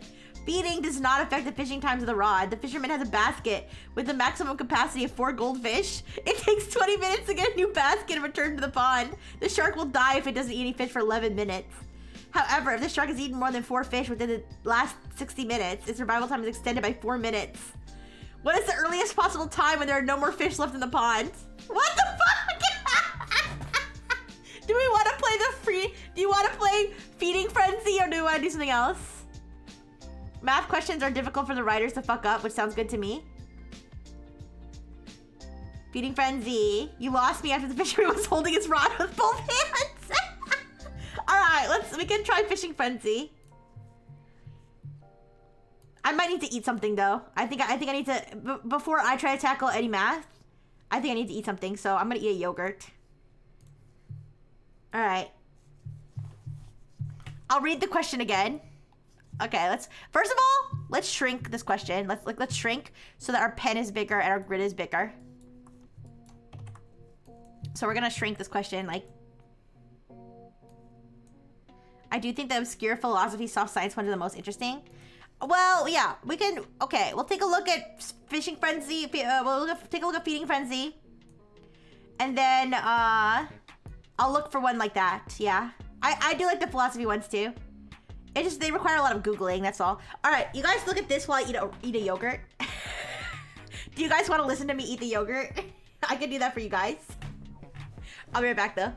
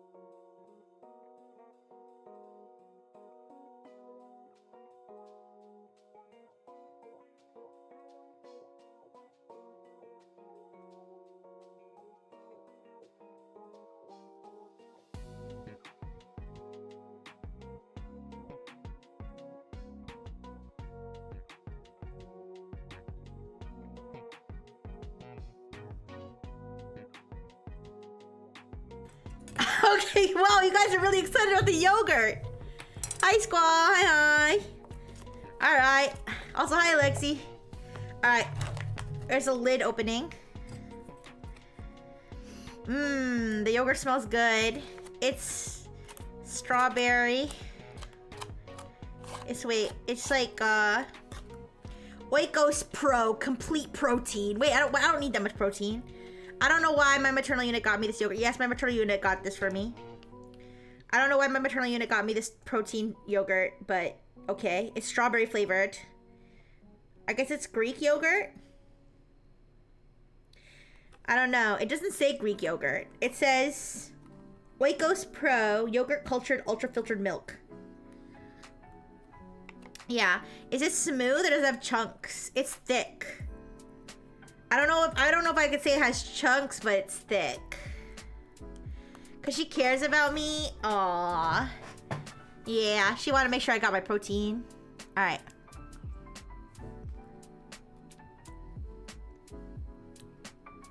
I don't know if you can hear me eat the yogurt. I'll try to make it loud, I guess.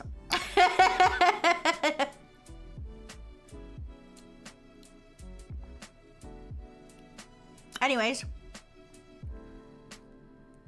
how you guys doing?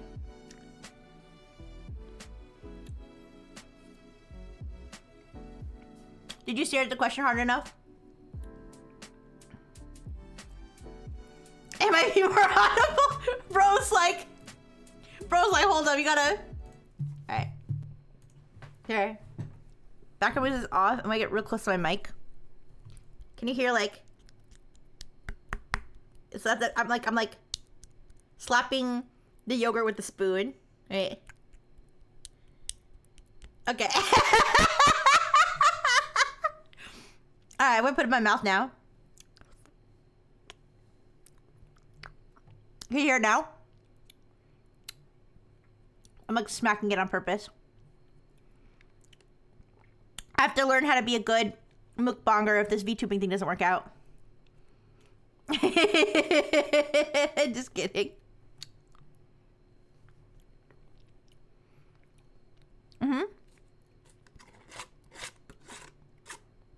I kind of like how thick it is.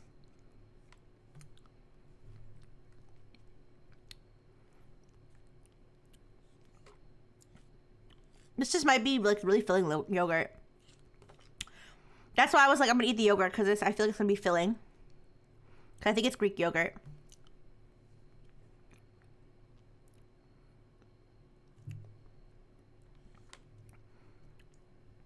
It says it has 9 essential amino acids and vitamin D and calcium for strong bones. It's too bad I don't have bones. I just have metal wiring and metal frame.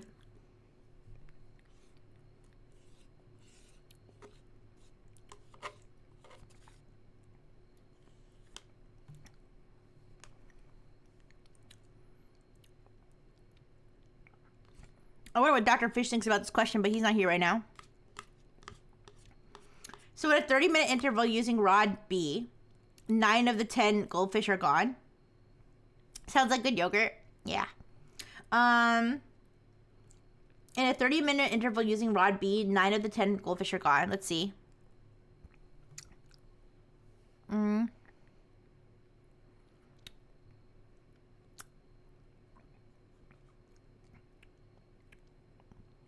Well, what's 30 divided by 5? Oh. Duh. The shark has eaten 3. You're right. Mm-hmm. That sounds right.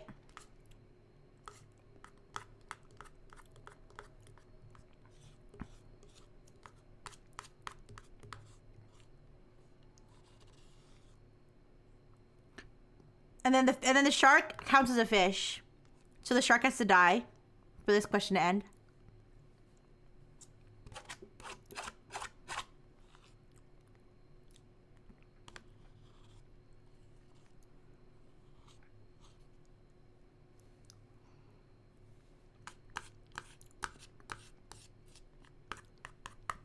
When I'm done eating my yogurt, I'll draw, like, I'll write everything out and draw a visual and everything.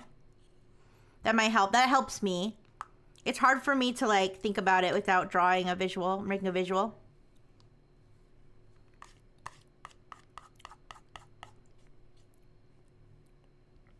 This is some damn good yogurt. I'm telling you guys, maybe I should do more of these, like, eating. I don't know if you call them ASMR because I yap too much during it. I'm really loud. But I should do more of these mukbang things. I should get, like, food companies to sponsor me. So I can get free food.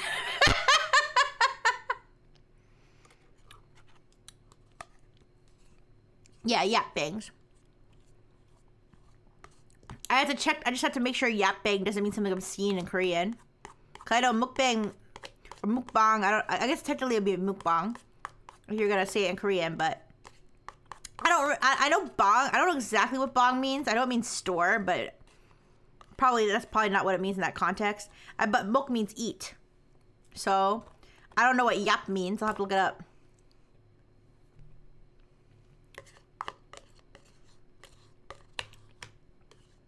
Oh yeah, we can only have 4 fish in our basket.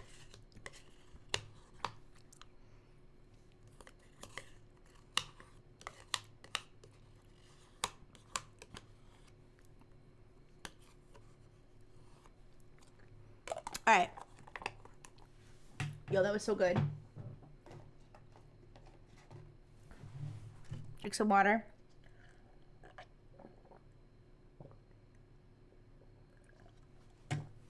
Okay. There you go. There's your free little mukbang in the middle. Alright, let's look at this question. Let's go. So, we got 11 fish in the pond. Here, I'll draw 11 fishies for us. Here, I'm gonna move this over a little bit. I'm pretty sure that the only kinds of food that sponsor VTubers are just shit like gamer subs that set your pancreas on fire. Aww.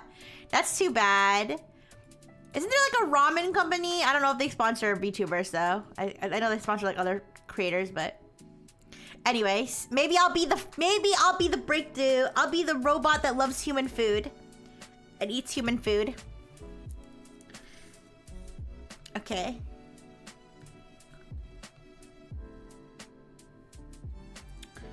In 20 minutes, the shark has eaten 2.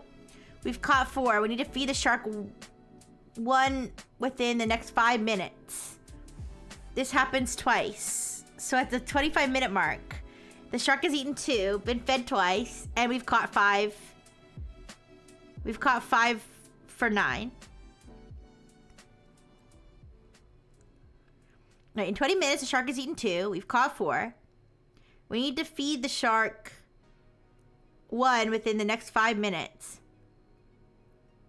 This happens twice. So at the 25-minute mark. The shark eaten 2, been fed twice, and we've caught 5 for 9. Here, let me go through the question again so I can like make sure I'm understanding everything properly. So there is 11 fish in a pond, 10 goldfish, 1 shark. So we got... Okay, I need to make the pen bigger still.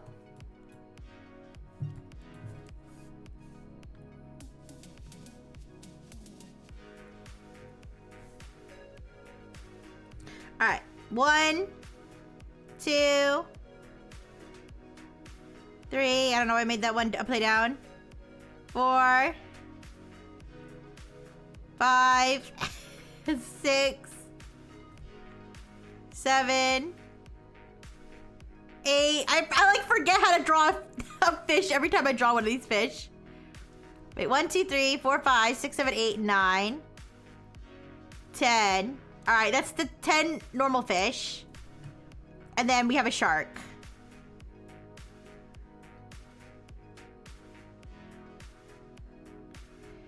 Okay, there's a shark. It starts out simple and then it gets more and more convoluted, yeah. All right, the shark eats free swimming fish, goldfish, every 10 minutes. So I'll put in another color. I'll put 1 of these every, or put the other way around. Oops. All right, so every 10 minutes, he eats 1 of these, all right? Once the shark has eaten 6, it becomes stronger. Oh, so it levels up, okay. I almost forgot this part. Although that's the whole point of Feeding Frenzy. Should they not be Dr. Fish PNGs? I could do that if you want me to.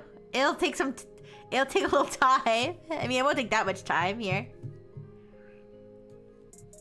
Wait. I don't want Dr. Fish to get eaten. Ooh, no, wait. I won't support this propaganda. Okay, anyways. So, every 10 minutes, he eats a little fish. It says once he's eaten 6, he becomes stronger and eats 1 every 2 minutes. So we'll see. We'll do after 6 of the fish, 2 minutes. He eats a fish. I was just kidding. Yeah. No. Yeah. We can't eat Dr. Fish. All right. So that's how it goes. A fisherman at the pond has 2 fishing rods. So let's draw the fisherman. He's wearing his little hat. Wait. Fisherman hat? What's a fisherman hat look like? I feel like it looks like this. But that's also kind of looks like a cowboy hat. Wait. No, it goes like this. That's a fisherman hat, I think. Anyways. This is our little fisherman. I pictured him with a little beard. Okay. All right, so he's got 2 rods. So we got, let's do a different color. Rod A and Rod B. Rod B is chunky. Yeah. Like a bucket hat, yeah. Alright, so here's Rod A, and here's Rod B. Okay. Rod A. Rod B. He's got 2 schmeat. No, he's got 2 rods! Fishing rods! Anyways. So Rod A can be used with 1 hand. Alright. So 1 hand, 2 hands. This is the best hands I've ever drawn. Anyways. And, okay. And Rod A can be used with 1 hand. It catches a goldfish every 7 minutes. Alright.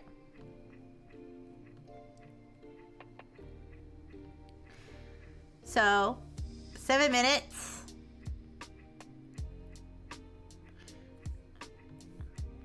Equals 1 fish. Rod B is heavier, requires both hands, and catches one every 5 minutes. 5 minutes. If I think about this like a video game, it's gonna make it way easier. I used to do all kinds of weird like math and spreadsheets over freaking video games. Alright, however, Rod B can only be used for a maximum of 30 minutes at a time. Alright. 30 minutes. It's a little... Okay, that's not... I'm trying to draw a clock here. I'm trying to make it like a stopwatch, kind of. Alright, 30-minute clock. Yeah. I got girth. Okay. At a time due to its weight. After using the rod for 30 minutes, fisherman can only use one hand for the next 30 minutes. After using the rod for 30 minutes. For the next 15 minutes. Okay. So he's got a 15-minute cooldown on the freaking hand. Okay. So I'll put it in freaking blue.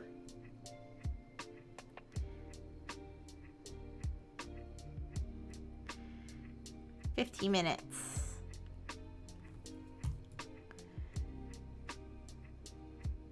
If the fisherman switches to rod A before reaching the 30-minute time limit of using rod B and holds the rod for at least 7 minutes. Okay. I'll just write this in little symbols here, okay? So, switches before the 30 minutes, right?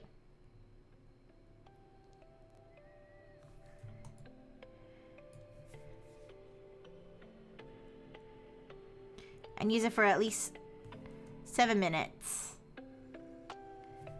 Then it could, okay, whatever. I'll put that as a reminder. The fisherman can only use rod, wait. The fisherman can only use one rod at a time. Switching between rods happens instantly. If the fisherman has a free hand, he can feed the shark. Alright.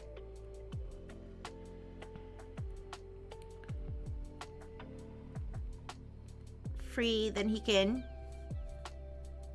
feed the shark. Okay. It takes 2 minutes for the shark to eat the caught goldfish from the fisherman.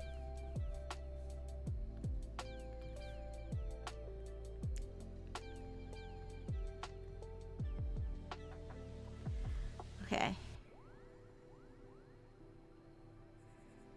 Feeding does not affect the fishing times of the rod. Okay. The fisherman has a basket. The fisherman has a basket with a maximum capacity of 4 goldfish.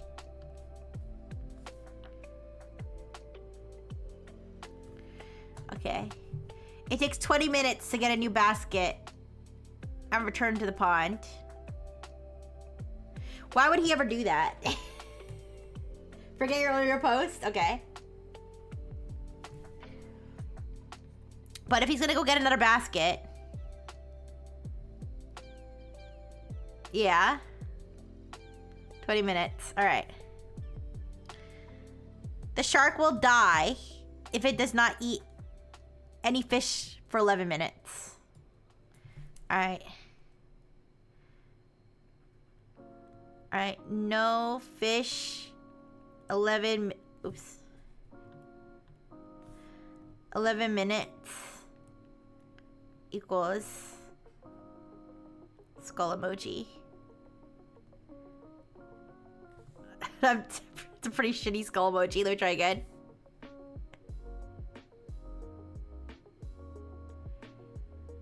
There, that's better.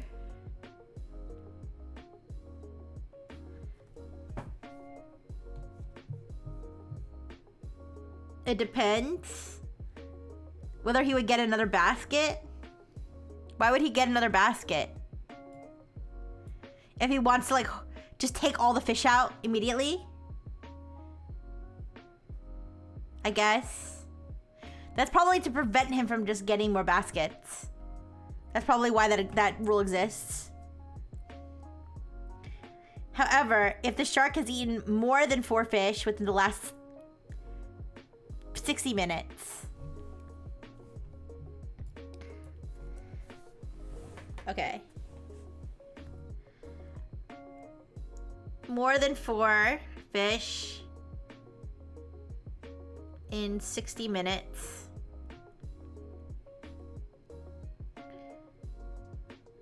Plus 4 minutes a lifetime. Okay.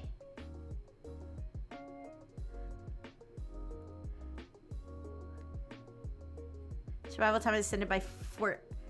Wait, if the shark has eaten more than 4 fish within the last 60 minutes, its survival time is extended by 4 minutes, which means that it will survive 15 minutes with no fish.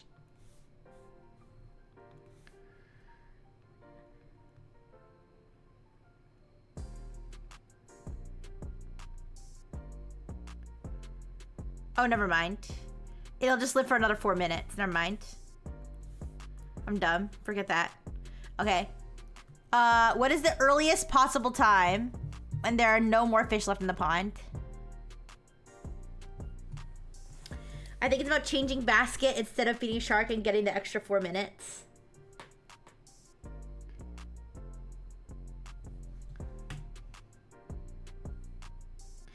Oh, so like changing the basket and letting the shark die and just fishing the fish? All our math either has an 11 or a 15 at the end. All right, well, let's think of the different scenarios now. Okay? So, let's say scenario 1. The fisherman doesn't do anything. And the shark just eats all the fish. That's one option, okay? That's probably not the right answer, but let's get a baseline, okay? So, we'll do option number 1. Solo shark.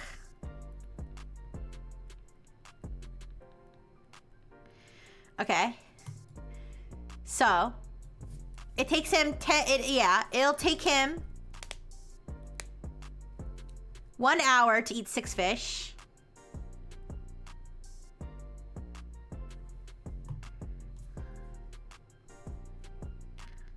Okay, so it'll take him 1 hour to eat 6 fish. At which point he levels up, right? Then he levels up. And then the rest of the fish he can eat. The rest of the fish he can eat in 2 minutes.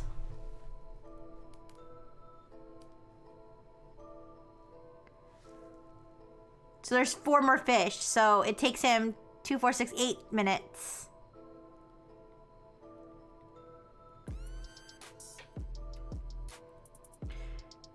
And now he's gonna die. And now he's gonna die, and it's gonna take him 15 minutes to die, right? No, he gets the boost. He gets the extra lifespan from eating. Wait. Let me read this real quick. This part might fuck me up. If the shark has eaten more than 4 fish within the last 60 minutes, its survival time is extended by 4 minutes. If we're gonna do this, if we're gonna like... Wait. How do we read this? Guys. How do we read this? Okay. The shark has reached... Okay, bye-bye. The shark has reached the 11-minute death mark.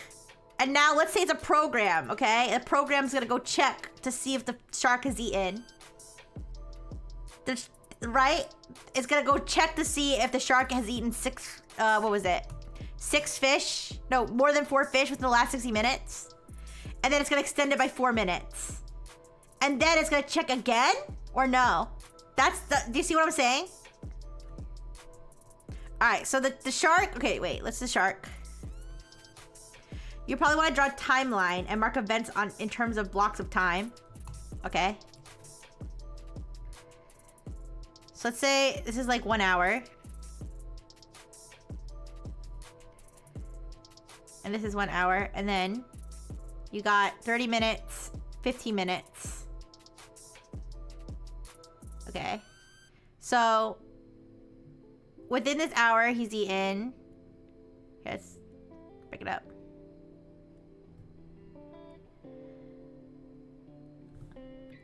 Or break it up. Wait, let's break it up in 10-minute chunks.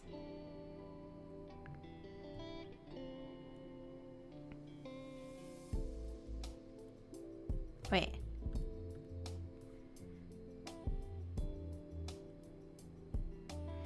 Two, three, four, five. 1, 2, 3, 4, 5. Okay. 1. Wait.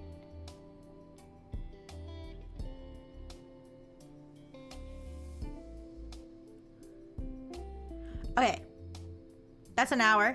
All right. So he's got. Wait, 1, 2, 10 minutes, 20 minutes, 30 minutes, 40 minutes, 50 minutes, 60 minutes. Wait. Oh, fuck, I'm so stupid. An hour is... I'm so stupid! An hour is 60 minutes, not 100 minutes! Fuck me! Thanks to everybody for not correcting me until I realized myself. Thank you.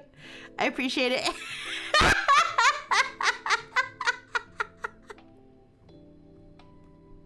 Okay. Okay.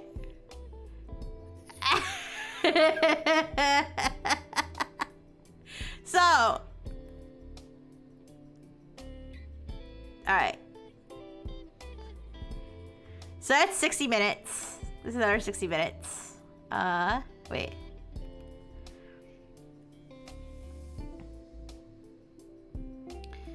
All right. It's 30-minute mark. I still think we get the shark on a force feed regiment. Probably, yeah, but I'm trying to establish a baseline here. But we need to establish the rules here because okay, so we got a fish here, a fish here, a fish here, fish here, fish here. All right, and then he starts going turbo mode. So now if we break this down into, so this is 10 minutes right here. So it's 5 minutes. So now he's like, got a fish here,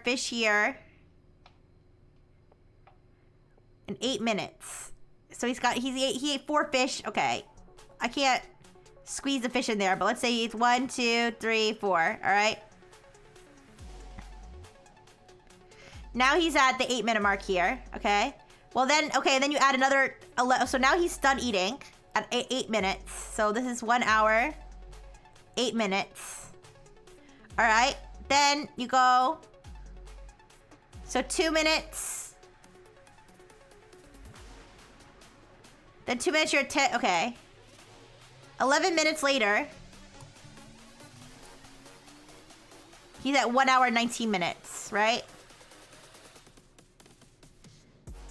So let's see. This is 1 hour, 18 minutes, 19 minutes. Okay. So right here, this is like 1 hour, 19 minutes. Okay, it's not precise. We got 1 hour, 19 minutes.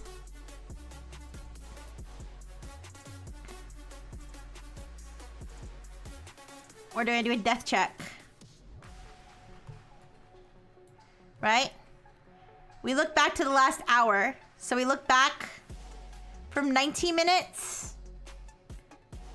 From 19 minutes to now, he's eaten 1, 2, 3, 4, 5, 6, 7. So he's eaten more than. So now he gets plus 4 minutes, right? So then we go forward, fast forward to 1 hour and 23 minutes. So like whatever, 1 hour and 20, okay? Now he's at 1 hour and 23 minutes. Now the question we have to ask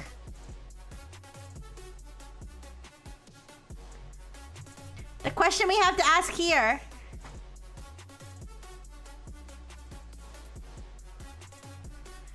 is, does he die at this point? Or do they do another check? So then you go to 1 hour. Do you see what I'm saying? Does he just die at that point, or do they check again? Right? So you go to 23 minutes.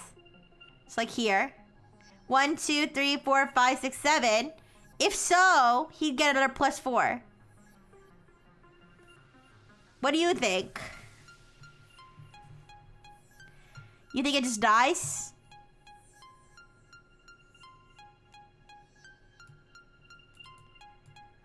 Let's read it. If the shark will die if it doesn't eat any fish for 11 minutes. However, if the shark has eaten more than 4 fish within the last 60 minutes, its survival time is extended by 4 minutes. It just depends on how you read that.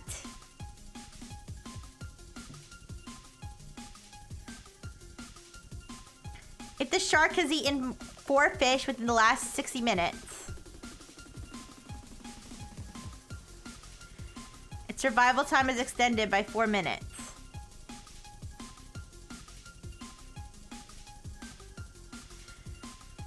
I don't know. Can anybody explain why or why not the shark would die or not die?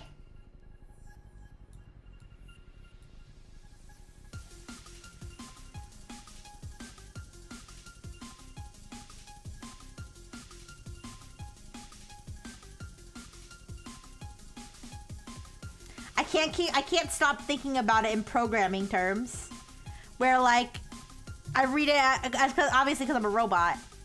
So like, even though I don't even program, I just like, I'm just thinking about it in programming terms. That this means it's running a check to the last. It's running a check to the last 60 minutes. If we interpret it as getting extra time each tick minute, for example, it'd have way longer lifespan. Exactly.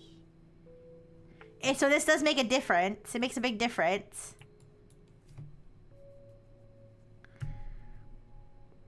I'm trying to think of like a way to reason it and say like why it wouldn't make sense in a certain scenario for it to just extend.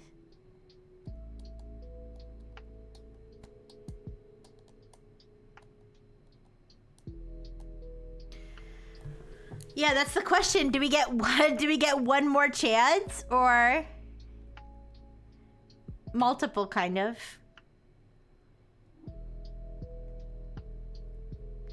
I don't think it's reasonable to extend it each tick. I know, but why? Like just because it doesn't feel reasonable, or is there like a logical reason?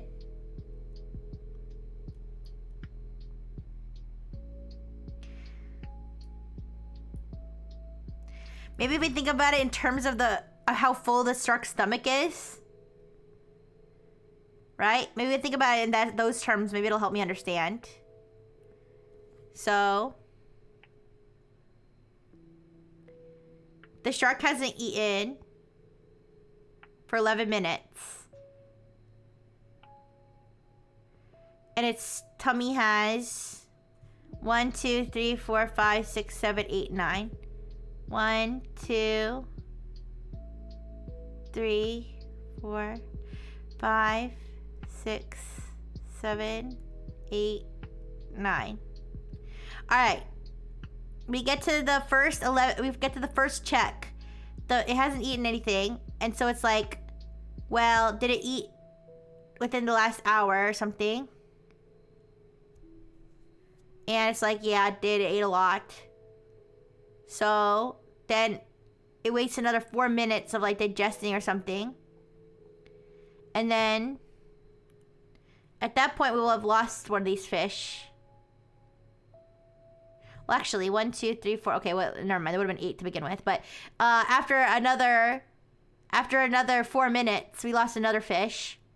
So the stomach condition has only gotten worse. However, there is still a lot of fish in there. I don't think it's reasonable to extend it each tick. If It's an if-else. If eaten greater than X, then life equals 15 minutes, else 11 minutes.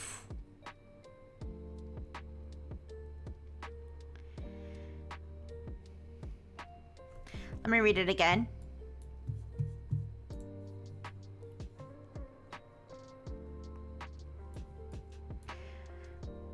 If the shark has eaten more than 4 fish within the last 60 minutes.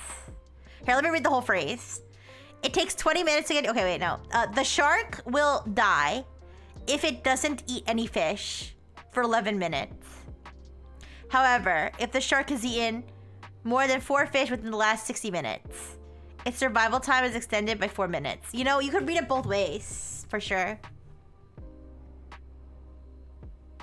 What causes the shark to die? The act of not eating, or or its stomach contents.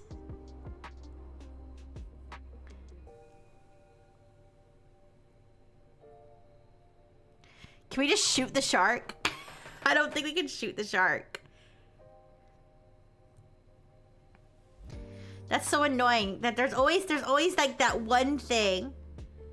There's always that one thing, right? That like freaking we like are like, does this count? What does this mean? It's up for interpretation. Can Dr. Fish beat the shark? Yeah, he could beat a shark. I'm sure he could. I'd say we go with Cass's interpretation. All right, let's go with Cass's interpretation. That you get a one-time pass. Oh, yeah. So time of death would be... We can do solutions for both and see what happens. Yeah. Let's do both. Let's do both. All right. All right. Variant 1.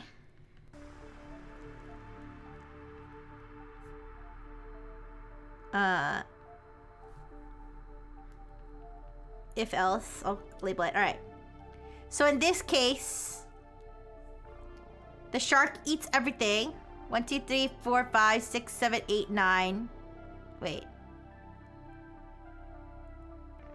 1, 2, 3, 4, 5. Wait a second. Why don't I 5 here? 1, 2, 3. What? Oh, I'm so stupid. I'm so stupid.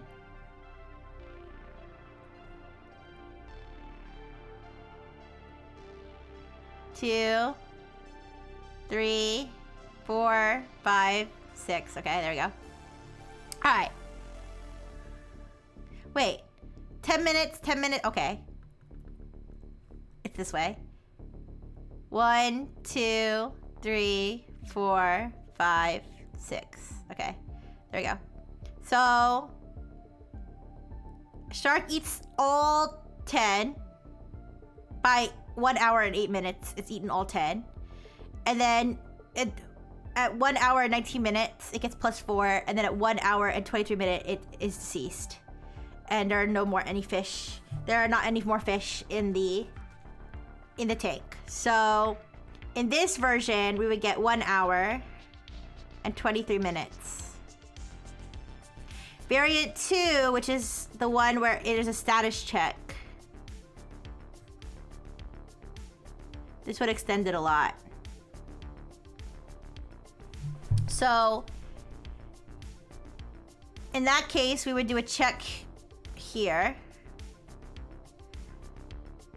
At 23 minutes. 10, 20. At 23 minutes. 1, 2, 3, 4, 5, 6, 7. So we would get another +4. So then we go to 27 minutes. 1 hour and 27 minutes. That would put it here about.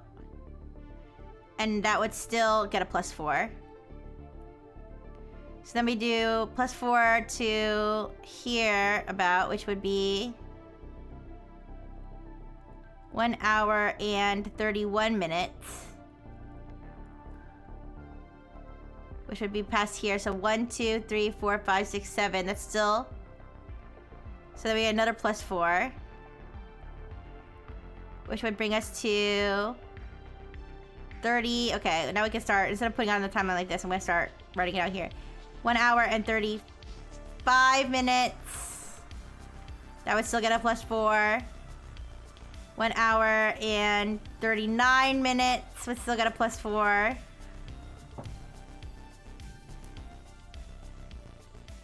1 hour and 43 minutes.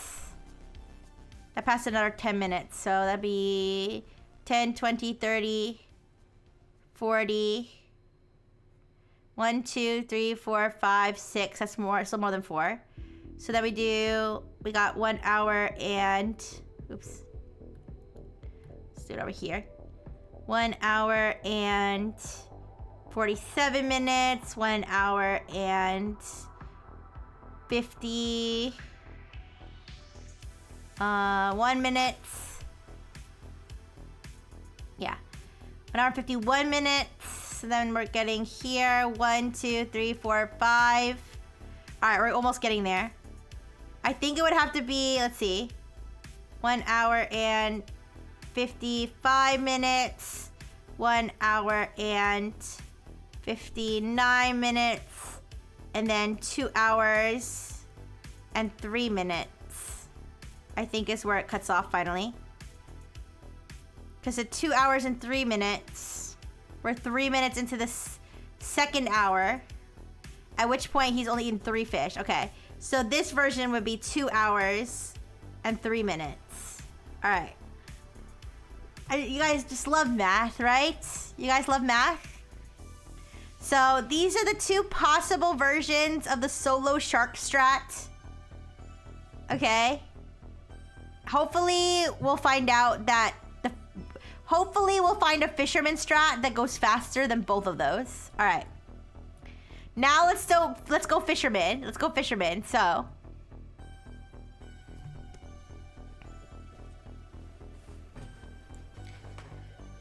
let's start if we like min-max rod A and rod B, right? So in this case, you would use rod B for 29 minutes at a time. Because you basically can reset the debuff, right? But you can't feed him the fish though. Wait. You wouldn't be able to feed him the fish and the basket would get full. Never mind. Okay, it's not that simple. All right, let's try rod A maxing. Option 2. Rod A. If we just use rod A. So I'm thinking something like this. 20 minutes fishing rod B. Catch 4 fish. Shark catches 2. 8 minutes feed shark and fish using rod A. Okay, let's try your strat then. 20 minutes fishing rod B. Catch 4 fish. Sharks catches 2. 8 minutes feeding shark and using rod A. Catch 1 fish. 1 fish remaining in bucket. Shark eats 4 fish, 6 total. 5 minutes fish with rod B. Catch 1 fish. Shark eats 2. Wait for shark to die.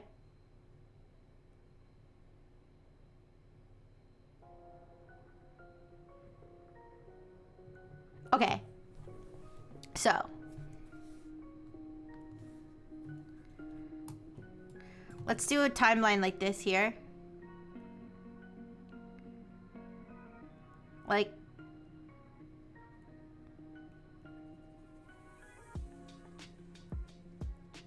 Alright. So 20 minutes. So we'll have a column here.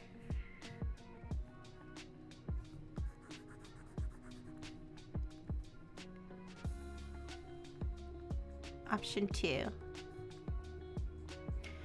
Okay. So we'll have the shark. And then the fisherman.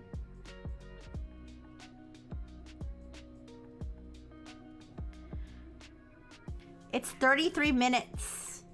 Time to shark death. That's really fast. All right, so after 20 minutes, We've got... And then we said rod B.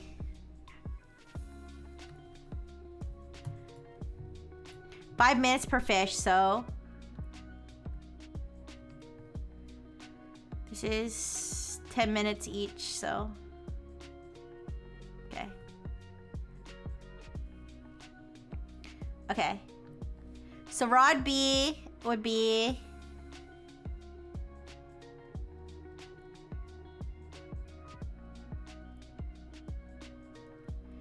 Alright, basket's full. Like you said. And then you said 8 minutes feeding shark.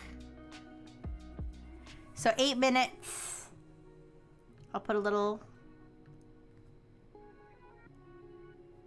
28 minutes here. Alright. So the shark eats every 2 minutes. Okay.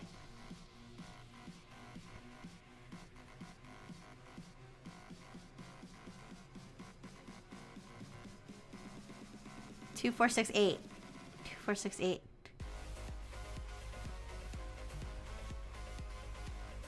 All right, so from here to here, 1, 2. Okay, no, you feed. Oh, you're feeding it. So you're killing off all these fish. Okay. So I'll put.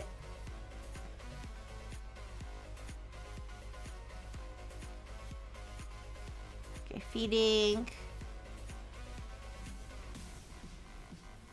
1, 2, 3, 4, 5, 6. And then the shark levels up. Yeah. Level up. And then, yeah. And then the shark will eat fish here. 2 minutes later. Wait. That's at 30 minutes.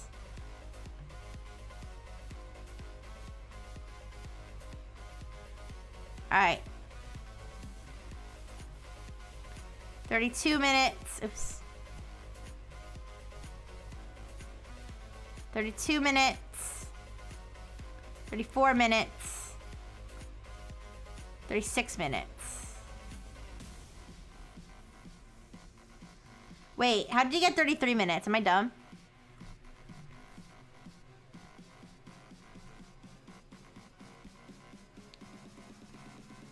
Catch one fish. Oh, catch one fish.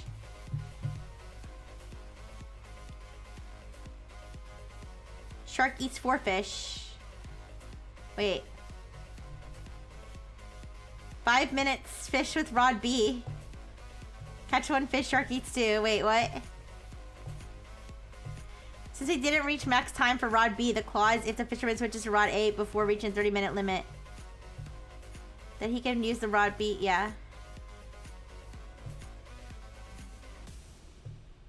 How long would it take for him to catch? Yeah, it would be 20 minutes. Wait. Wait, we were using rod B the whole time. Shit, we were using rod B the whole time. We can't feed. Wait, we could feed him afterward.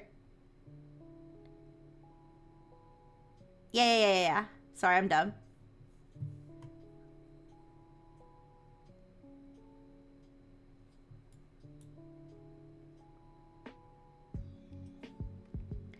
So he feeds him for... Okay, he feeds him for 8 minutes, and then he catches another fish. Wait. No, he has to stop. He has to, okay, he switches to rod A. Now he has a free hand. All right, okay, I see. He switches, okay, he fishes for 8, okay. He fishes for 20 minutes. Switches to rod A. So, I gotta put switches to rod A here. So now he's got a free hand, okay? Now he's feeding for 8 minutes. Shark levels up. Now he switches again, and then he switches again at 28 minutes, right?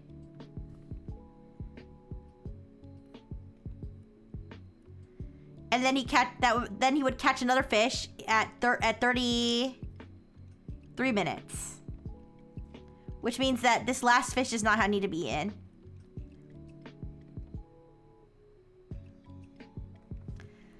Okay, so then we get 1, 2, 3, 4, 5, 6, 7, 8, 9, 10. So let's see. He eats a fish. He levels up here. He eats a fish at 30 minutes, 32 minutes, 34 minutes.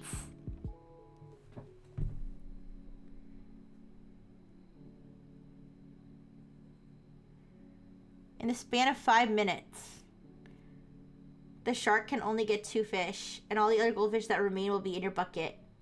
Okay, I got 34 minutes rather than 33 minutes. Is there a reason that there's a minute missing?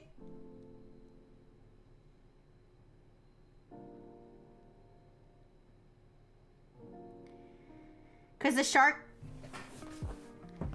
Let's see. He eats 1, 2, 1, 2, 3, 4. So that's 6. Then the fisherman catches 1 at 33 minutes. That's 7. The shark still needs to eat 3 fish, which will take him 34 minutes. You can catch a fish while you're feeding. Oh!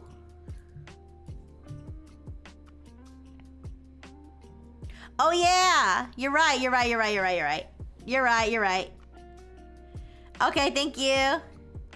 Thank you, I'm so dumb. Alright, you're right.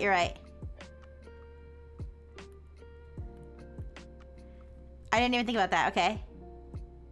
Yeah, okay. Perfect. 33 minutes, okay. So, but then again, we're always gonna have those 2. You know what? I'm not gonna count, like, if I'm gonna calculate the time for both variants. And I'm just gonna, whichever one is the right answer, then I'm gonna say that we won. Because it's not clear to me when he dies. All right. So lastly, okay, so this is 33 minutes. He ate his last fish at 2, 4, okay. So 1, 2, 3, 4, 5, 6, 7, 8, 9, 10. So he ate his last fish at 32 minutes. Okay. 32 minutes.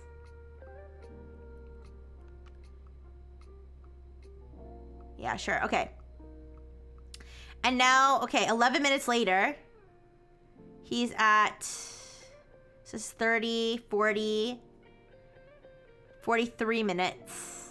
So at 43 minutes, we check if in the last hour, in the last 60 minutes, he has, so that's gonna be another 4 minutes. So then the answer is variant 1 is 43 plus 4, 47 minutes. Versus, yeah, versus variant 2, which is going to be much more difficult to calculate, but because we'd have to go all the way up to, let's see, 47, sorry, 47, 51, 55, 59, 63, I'm doing the math right? 67. At what point did he not eat 4? We have to figure that out. Because he ate a whole bunch. He was fed.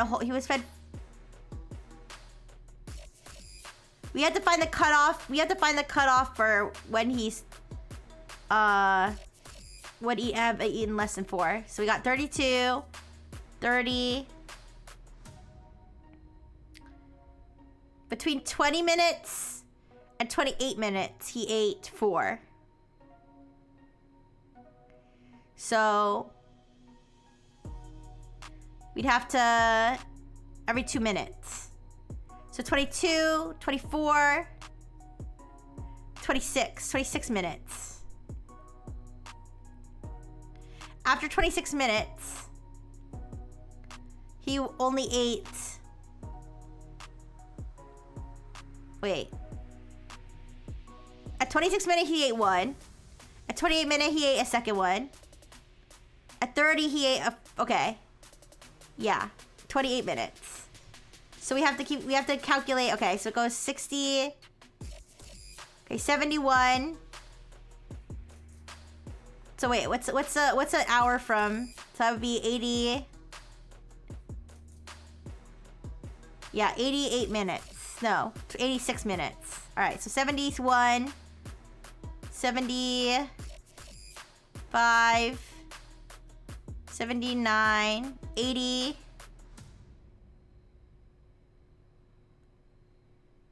79, 80, 3, and then 87. So 87 minutes. All right. He ate 2 prior to that. Wait, sorry. 24 minutes would be when he first eats 4. He ate 2 prior to that, though. Wait, am I wrong? After 28, at 26 minutes, after 26 minutes, he only ate 4 fish, which is the cutoff for to survive, right?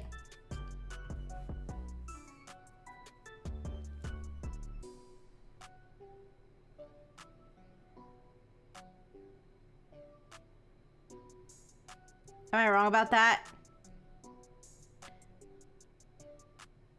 20 minutes, 2 fish eaten. Yeah, but after, well, I'm saying that it would have to be an hour after.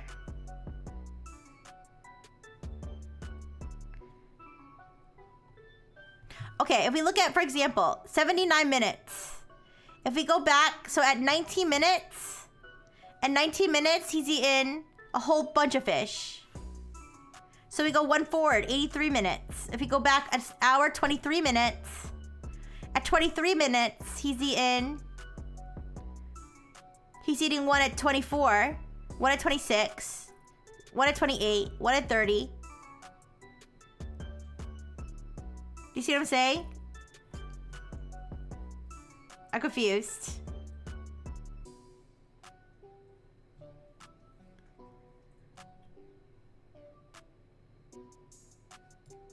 This is the cutoff for when he dies.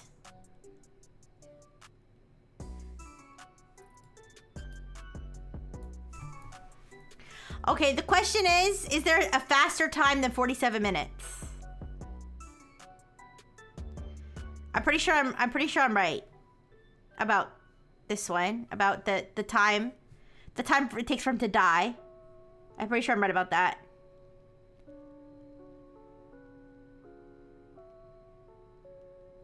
Anyways. Yeah.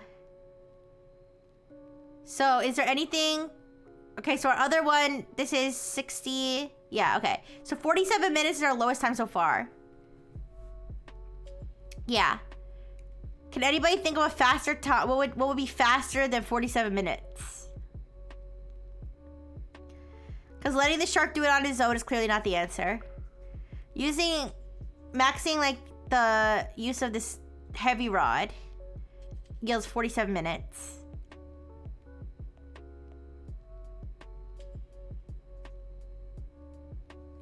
If we only use rod A, I feel like that's not gonna cut it.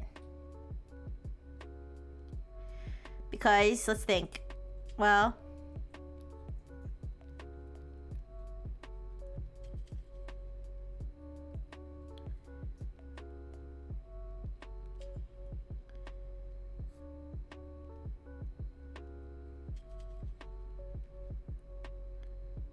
Because we could be feeding him and fishing at the same time. That's the benefit of using rod A.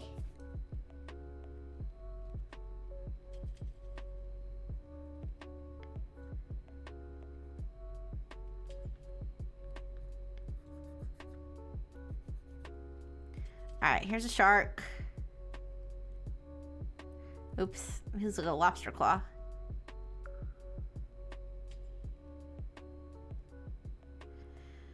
Okay, that's not... Okay, rod A.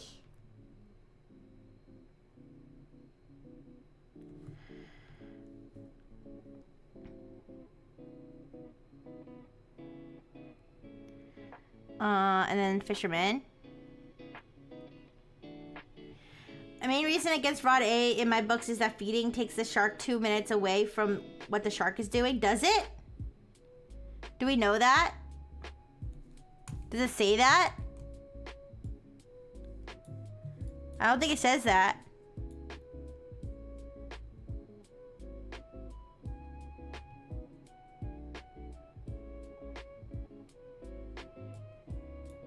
It takes 2 minutes for the shark to eat the caught goldfish from the fisherman.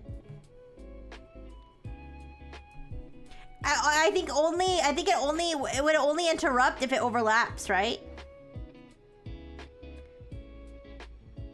Oh, so you think it would take 2 minutes and then that restarts the time? Oh, fuck.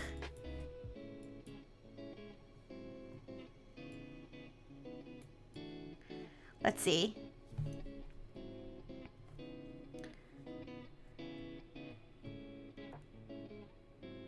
So, let's break this up into 5-minute chunks.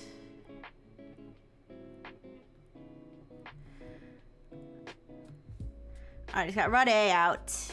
At 7 minutes, he catches a fish. And then if he immediately feeds it to the shark, he can immediately feed to the shark by 9 minutes. So you're saying the shark at that 9 minutes, now it's gonna take another 10 minutes to eat?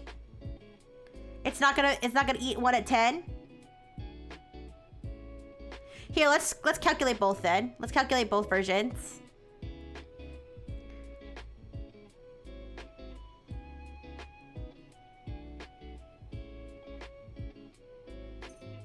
So then that means that the shark would eat one at 9 minutes, one at 10 minutes.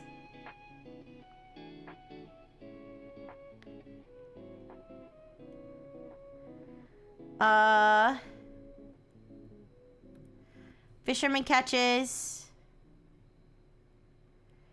So 7 minutes, 14 minutes. At 14 minutes, he catches another one. And feeds it to the shark at 16 minutes.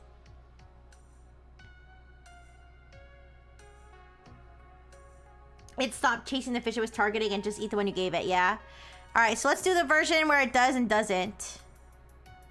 Alright, so now it's eaten 4 fish. It eats another one at 30 minutes. And the fisherman catches 4, let's see, 7, 14, 21. At 21 minutes, he catches one and he feeds it to the shark at 23 minutes. Then at 28 minutes. Oh yeah, you're right, it would overlap. The fish would, yeah, you're right. The shark would be eating both fish at the same time.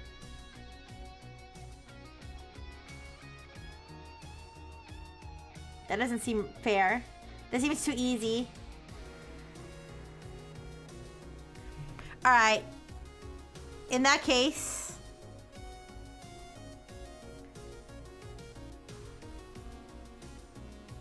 yeah, you're right. He would catch... okay, so he catches the first fish at 7 minutes. Feeds it to the... yeah, then the shark basically would never get the chance to eat a fish naturally. So, it would be one fish caught at 7 minutes, fed at 9 minutes. Caught another one, let's see. Caught at 7 minutes, fed at 9 minutes. Caught at 14 minutes, fed at 60 minutes. Caught at 21 minutes, fed at 23 minutes. And then caught at 28 minutes, fed at 30 minutes. And then caught at, let's see, 7 plus Oops. 7 plus 28, 35. Yeah, 35.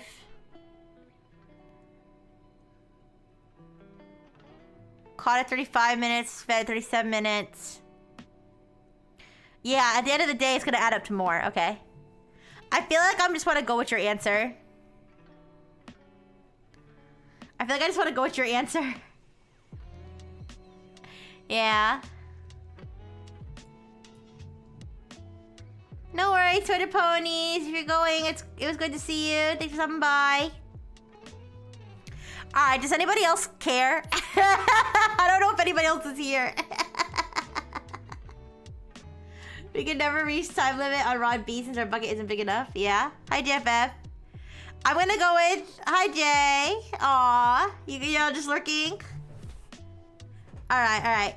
So, does anybody else have a better answer than 47 minutes or going with my alternate death algorithm, which I think, honestly, I feel like you guys are right that I feel like you guys are right that the, it's probably this. It's probably not this, but I'm just gonna put this in as a backup in case they did do it stupidly. Alright, does anybody else... So let me explain for anybody who dozed off or missed it. Our current theory is that the shark is going to be eating for 20 minutes. Meanwhile, the fisherman is fishing for the same amount of time, 20 minutes. At this point, at the 20-minute mark, the shark has already eaten 2 fish, and the fisherman has caught 4 fish. Now, for the next 8 minutes, the fisherman is going to feed these 4 fish to the shark. Okay? And so he's going to gobble them up, and then by 28 minutes, he's going to level up to the point where he can now eat shark. Now he can now eat a fish every 2 minutes. Okay? So now, also, while feeding this the fish for the 8 minutes, the fisherman also managed to catch another fish because he could do that. Okay. So now there's 1, 2, 3, 4, 5, 6, 7 fish out of the lake, and we only need 3. We only need 3 more. So now now that the shark can eat every 2 minutes, by 30 minutes he's eaten a second fish, or another fish, and by 32 minutes he's eaten another fish, and in those let me see. In those 4 minutes. Or actually right after those 4 minutes, the fisherman has switched to his fat rod, his thick rod, and he has also caught another fish at the 33-minute mark. So now that we hit the 33-minute mark, there's no fish in the lake. All right. Now the shark stops eating. The shark ate his last fish at 32 minutes. All right. And you're gonna, at 11 minutes later, it's 43 minutes. He would die, except he did eat enough fish within the last hour, so he gets an extra 4 minutes, leading to 47 minutes. All right, do you guys understand? Even if you don't, it's okay. Does everybody agree that this is the best solution? This 87 minutes is just in case that there's like a weird status check where like his body systems check every 11 or every 4 minutes to see if how many fish he's eaten in the last hour. Maybe. All right. I'm gonna go with the 47 minutes, or alternatively possibly 87 minutes. All right. Are we good locking in? I'm good locking in. So Beaker, let us know if it's either one of these answers. Yes, but I argue that if he didn't eat enough fish last hour, he could eat the fisherman. Okay. 47 is correct! Let's fucking go! 0x, thank you for helping me so much with that one. I'm sure somebody else had chimed in as well, too, to help. Yeah, thank you everybody who chimed in for that one. That was a good one. It's a long rationale. I'll paste it, but I bet it's just gonna say exactly what we figured out. So give me a second. Let's count our success. I didn't even use a calculator on that one.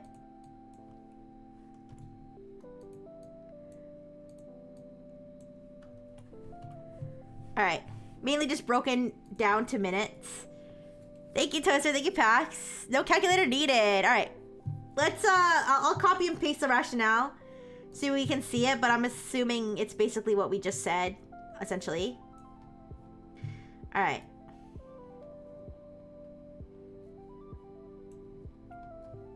Let's try to find one that's like not math for the next one. All right, so we got the description defines fish as the sum of the 10 goldfish and shark. All goldfish must be caught or eaten, and the shark must strive to reach an empty pond. I don't know. I don't think it. Maybe I'm reading that wrong, but I think the point. Do I do streams like this often? Thank you, Squall. I do it once a week. I've been doing them once. I've been doing the humanities last exam once a week, on Wednesdays.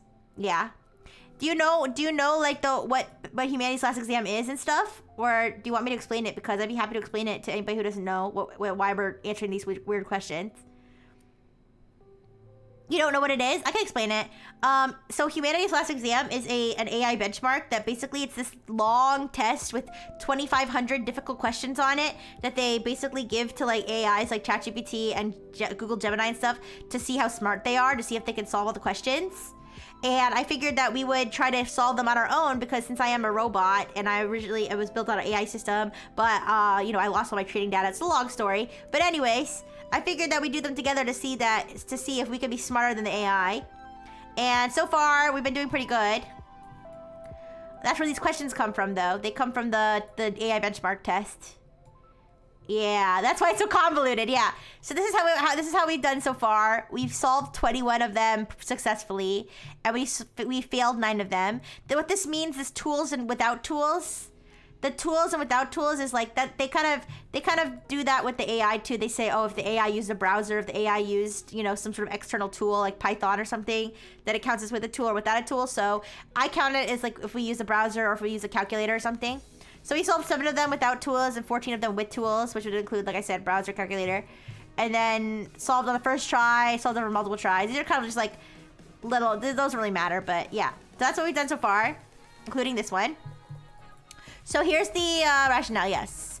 0 to 20 minutes. I mean, it's basically what we said. Use rod B to catch 4 goldfish. Basket becomes full. Shark eats 2 goldfish. 6 are out of the pond. Fisherman switches to rod A. He uses his free hand to feed the shark 4 goldfish at last one at 28 minutes. He catches 1 goldfish at 27 minutes.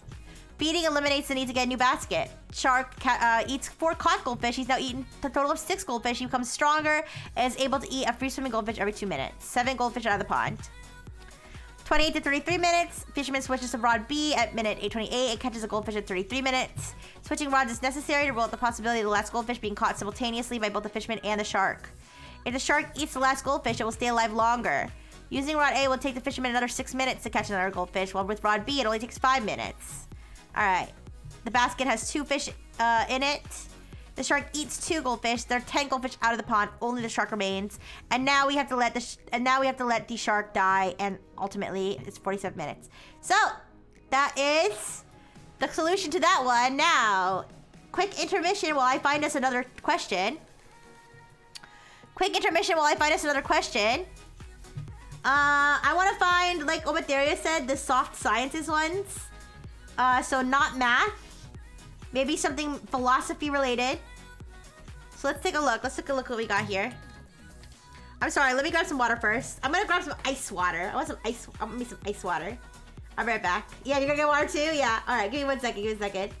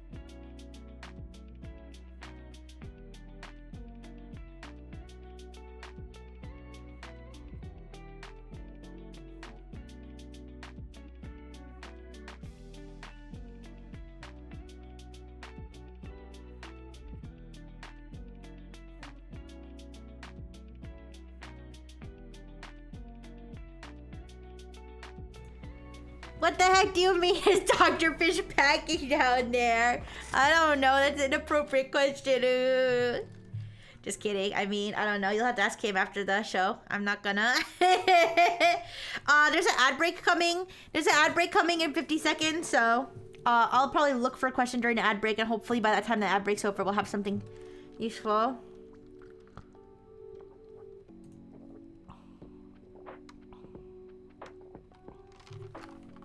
There's a musical question, but I don't know. I kind of want to do one of those like funky philosophy ones. But this one's about, it's like very like musical theory type stuff. It's like based on Moonlight Sonata.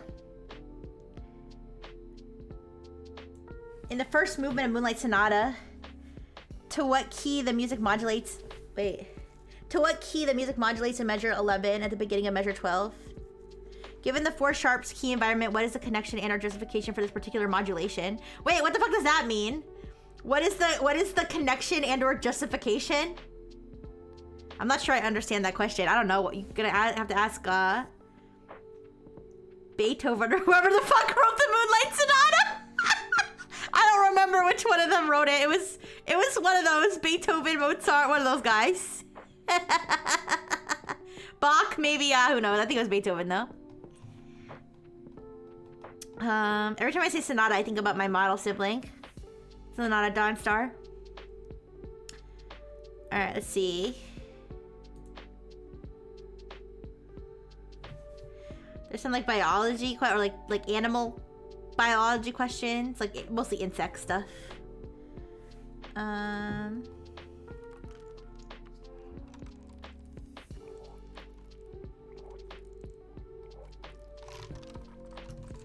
You need to get a water filter. Uh-oh. The water here's pretty good. I have a filter, but I haven't. I have to buy a new. Filter for it, and I haven't. I'm too lazy, so I haven't been using it. Hey, you can say the HLE has bugs. Well, technically, they had a bug bounty for question errors. That was something I was like, damn, I could have made money off of it, but it's okay.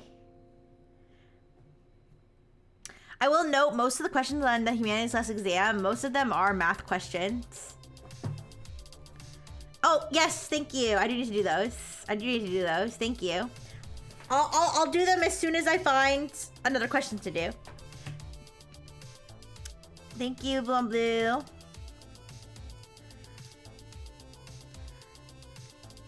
There's some financial questions. Did I take out the garbage? I have to take out some garbage. Okay, I will pick a new question. I'll put it on the screen. And while I'm doing my garbage, you guys can look at the screen. Thank you, Amatherius. Thank you. Alright, let's see.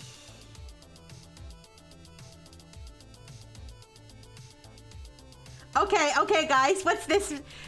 There are exactly 4 logicians with a good theory of mind and common sense. Everyone is visible to others. It is publicly announced that neither Yvette nor Christopher knows whether someone is thirsty or not.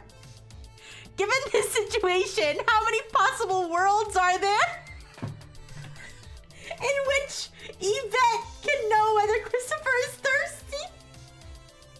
The worlds model the Boolean thirstiness? Wait, let me put this on the screen. I don't understand this question. I don't understand this question, but the fact that the word thirstiness is in there.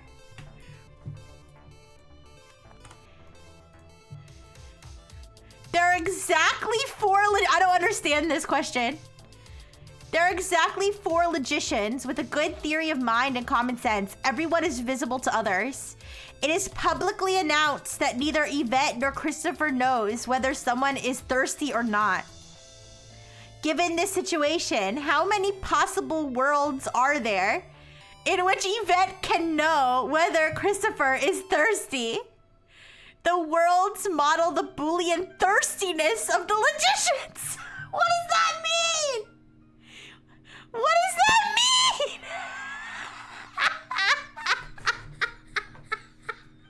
What?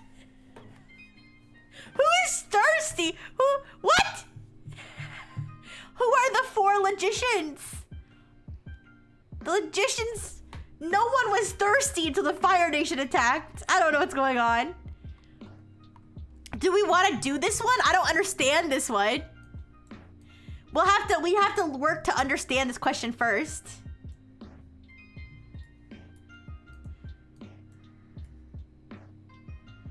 I don't understand the question at all.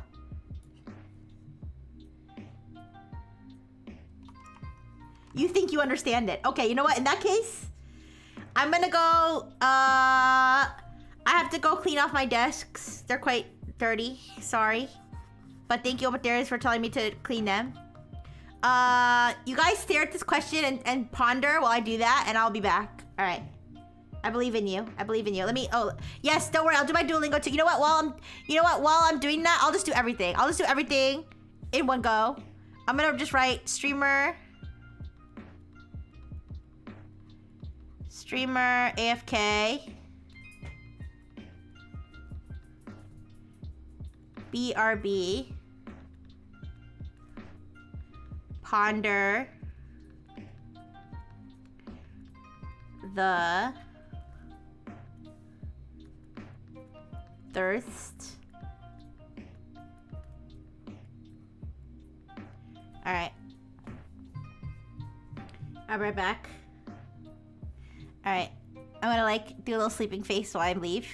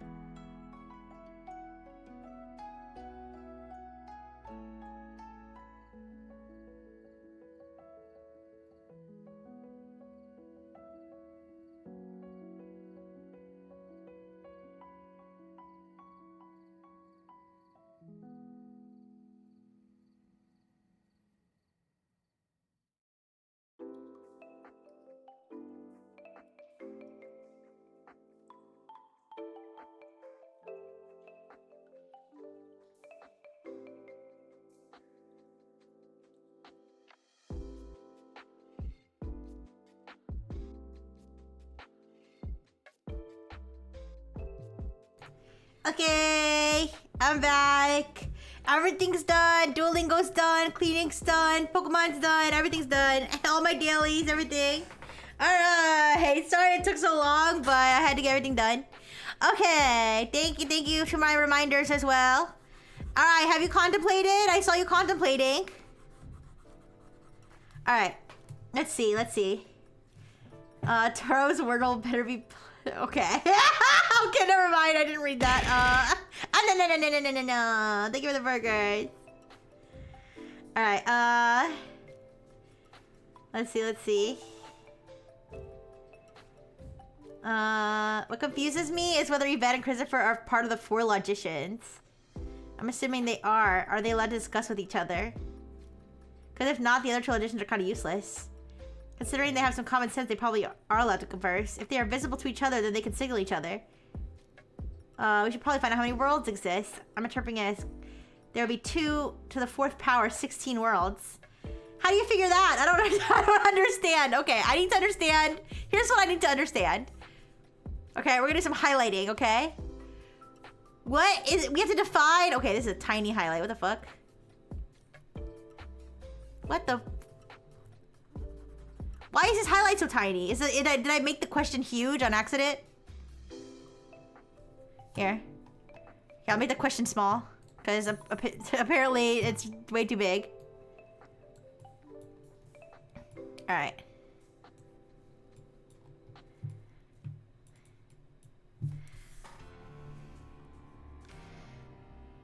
There we go. What is a logician? What is theory of mind and common sense? Oh, shut. Sorry. SIRI tried to respond. Common sense.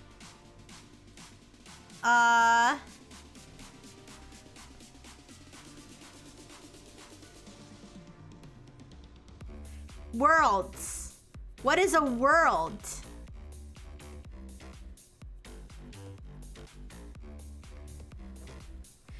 Boolean thirstiness.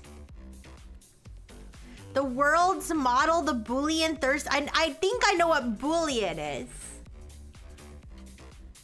But that's like, yes, that's true or false, right? 4 logicians would be Yvette, Christopher, some other asshole, and some other asshole. You could start with 2 possible worlds. Yvette is thirsty. Oh, so a world is like a state of existence. Yvette is thirsty, Yvette is not. Then for each of those 2, there are 2 more. Christopher is thirsty, Christopher is not. Then repeat for everyone. Oh, okay, thank you. That clears it up a lot for me. Okay. So, yeah. So there was these 16 worlds. So, here, let's just write them all out.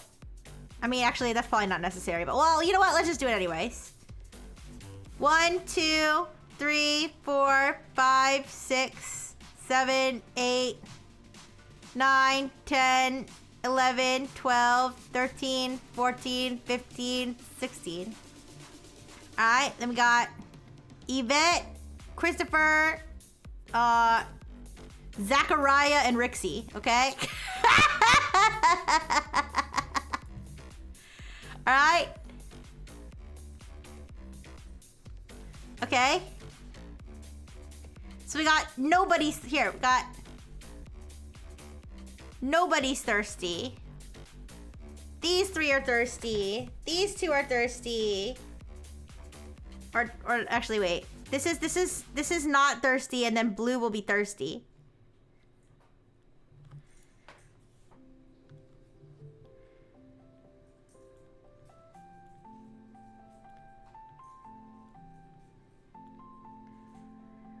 Okay, that's 4 worlds for ya. Let's do all the worlds where Yvette's not thirsty.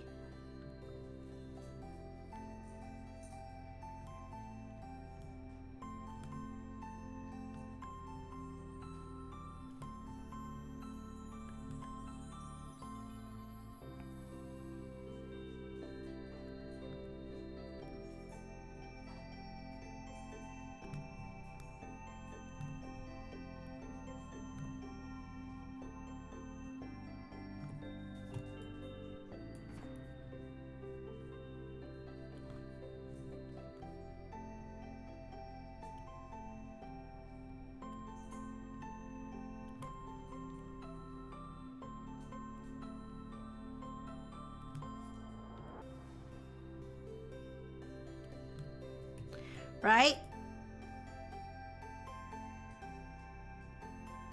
There's probably a more orderly way to do this, but the question reminds me of the green-eyed prisoner riddle, if you're familiar with that.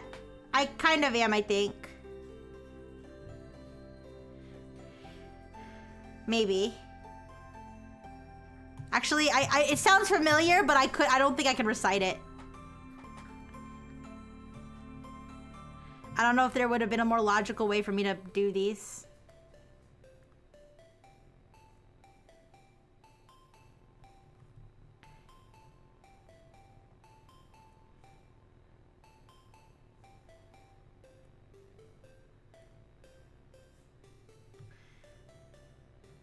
Trust the process.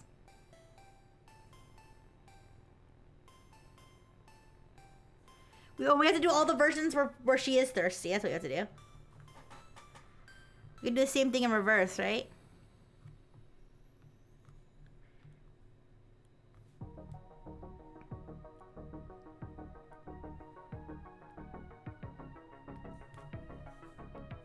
Oops.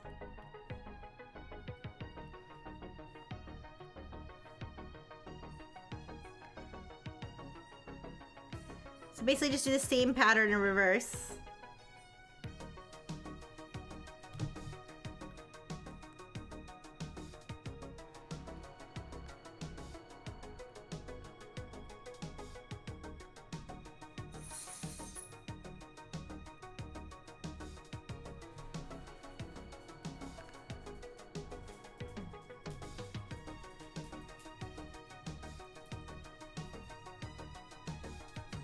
It ended up being math again, darn it.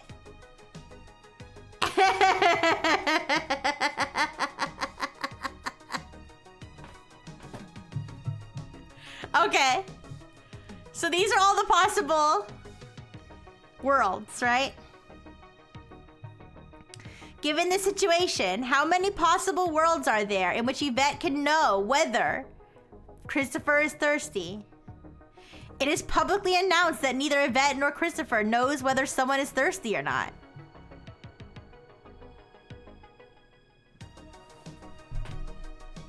The worlds model the Boolean thirstiness of the logics. Okay, logician. This is the question that this is the part that I didn't quite understand, but now I understand it. All right. How many possible worlds are there in which Yvette can know? So the other two logicians, who I named Zachariah and Rixie, the other two, sorry, test subject wants to chime in. I don't know if she's giving the answer in Morse code, but anyways. Couldn't the other two logicians, it is publicly announced that neither Yvette nor Christopher knows whether someone is thirsty or not. So basically, this is the only information. So are we understanding that this is the only information? It's like you can end up knowing something based on what somebody else doesn't know. Is it that kind of thing? That kind of like logic bomb?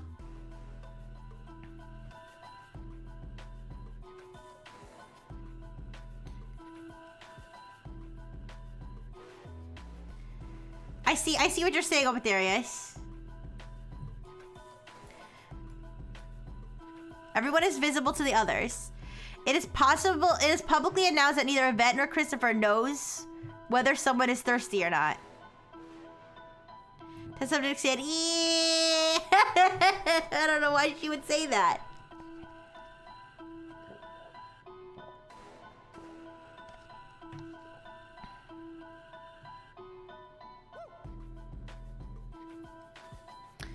It is publicly announced that neither Yvette nor Christopher knows whether someone is thirsty or not. Do they know whether they're thirsty? Like, do they know if they're thirsty?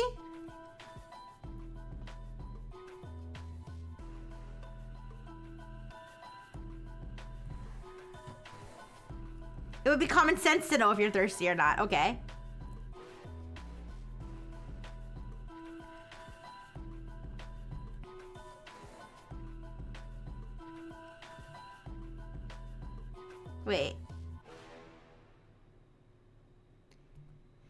It would not be common sense.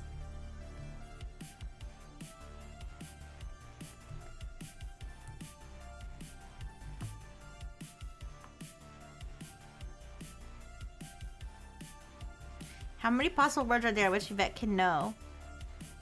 It publicly announced that neither Yvette nor Christopher knows whether someone is thirsty or not.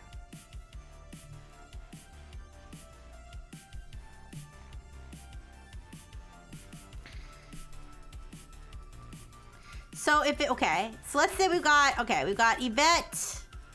Give her some nice eyelashes. All right, this is Yvette. All right, Christopher. He's a really happy guy. All right, Zachariah. I don't know what's going on with him. And then me, Rixie. Okay.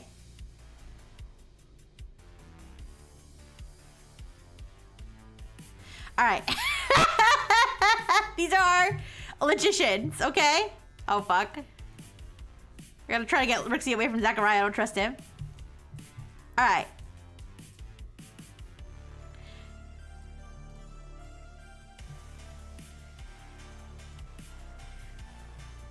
They can all see each other, okay? It is publicly announced that neither Yvette nor Christopher knows whether someone is thirsty or not.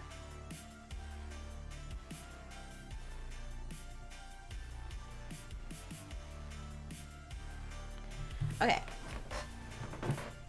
So if Yvette... Okay, wait a second.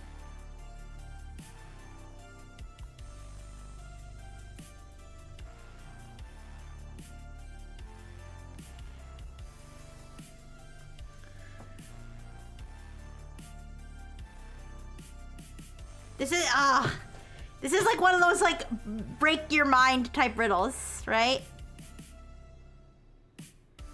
Back from the ad break? Okay, so I drew the 4 logicians here. This is Yvette, Christopher, Zachariah, and Rixie. Okay? Neither Yvette nor Christopher. Wait, it is publicly announced. Did somebody announce it? Did one of the logicians announce it?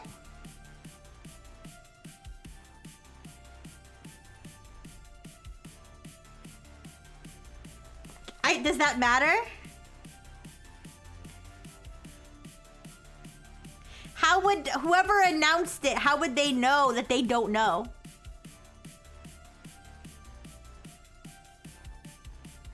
It shouldn't matter, though. I mean, they could just lie.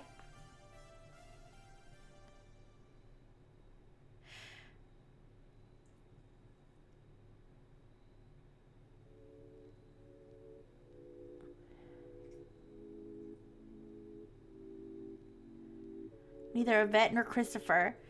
So, Christopher, okay.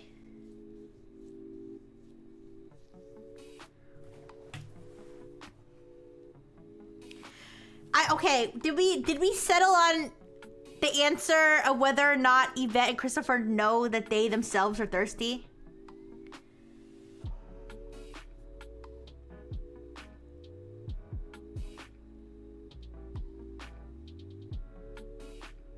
I don't know if that makes a difference, but I'm just doing my best here. Wait, neither Yvette nor Christopher knows whether someone is thirsty or not. Does that, okay, that doesn't necessarily mean it, but could it mean that Zachariah and Rixie do know who's thirsty or not?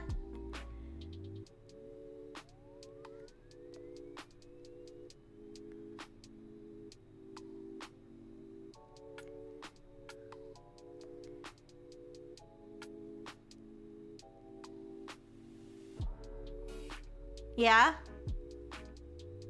Can you really know anything? You know, that's a good question, Skull. That's a good question.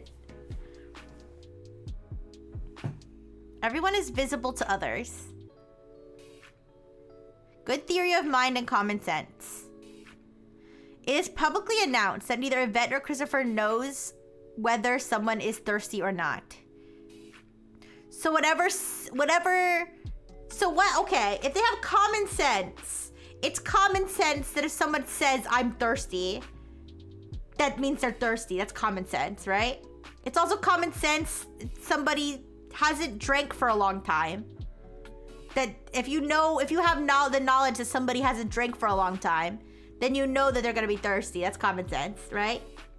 We don't even know what thirsty means. We're just assuming thirsty means what it means normally. Right? It is publicly announced that neither Yvette nor Christopher knows whether someone is thirsty or not. So Yvette and Christopher don't have enough information. They don't. Being thirsty is not the same as being dehydrated. Okay. That's true also. That's also common sense. Thank you, Matthias. Listen, the problem here is that the question is fundamentally flawed because I am one of the characters and I don't have common sense. Okay? So, how many possible worlds are there in which Yvette can know whether Christopher is thirsty?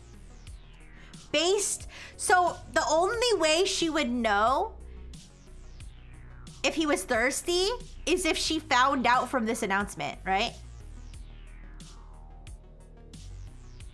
Right? Is that the trick? Is that like the catch? Is that the onus of this? That by learning that she and Christopher don't know, she finds out, or one of them that she finds out that she ends up knowing. The question has the same rough English, so I think we need to pull an Anna Elsa and make assumptions not explicitly stated. I guess they could communicate. So you're saying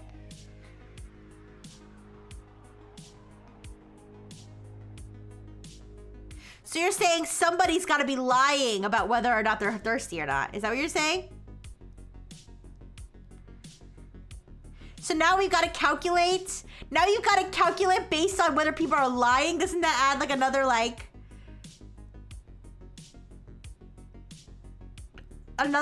16? No, just saying they can communicate.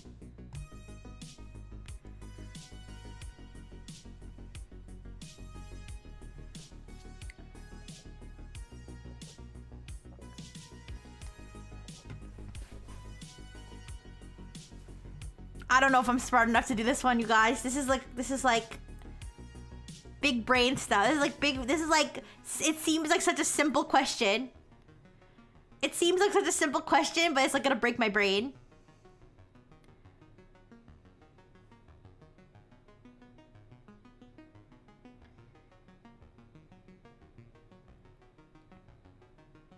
So wait, do we decide whether or not the question just asks when Yvette can know? It doesn't give any onus for the people to work together to share that information. Yeah, but we only care about whether it's possible to know.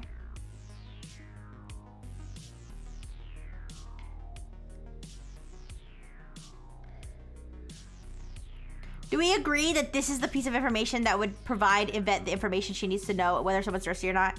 Because obviously she doesn't know to begin with because they publicly announced it. They just announced it. Yvette doesn't know.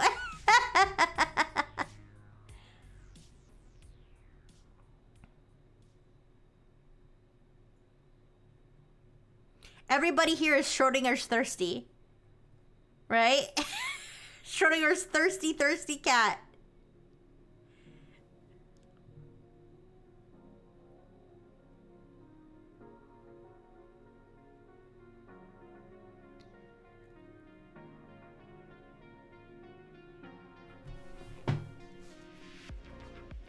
I think the very simple through line is if Chris knows whether he is thirsty, he can tell Yvette.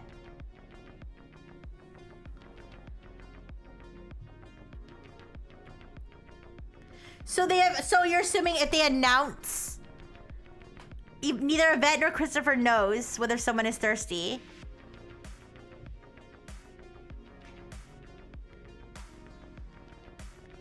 Then these two will be like, oh, I just heard the announcement.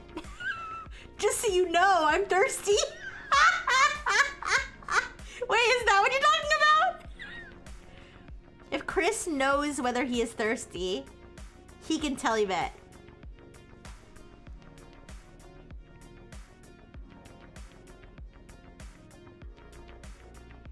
But does he know if he's thirsty? Does he know that? Is it common sense that he knows if he's thirsty?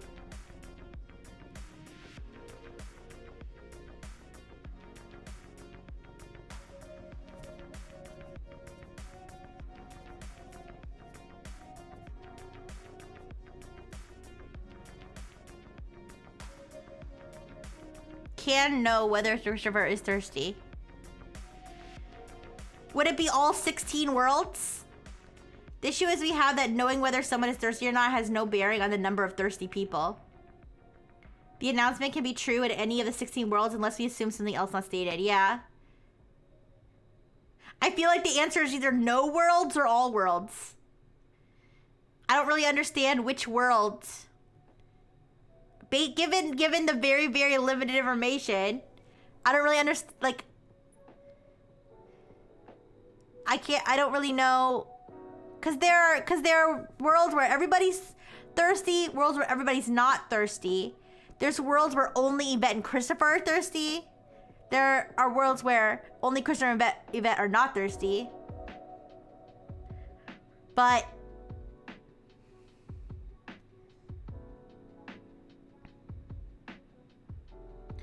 it is publicly announced that neither Yvette nor Christopher knows whether someone is thirsty or not. Given the situation, how many possible worlds are there in which Yvette can know whether Christopher is thirsty?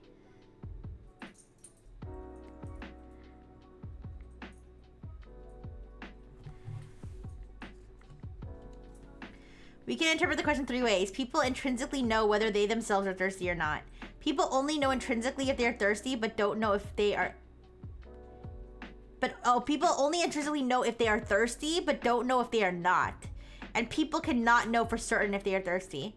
Each of those would have an answer that's trivial to find.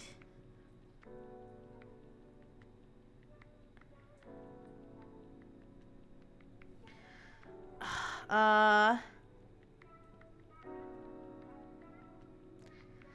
don't know. I feel like having a good theory of mind and common sense, I feel it would make it so that you do know if you're thirsty or not. That would be my guess, but what do I know? I'm a robot. I only recently was programmed with the thirst function.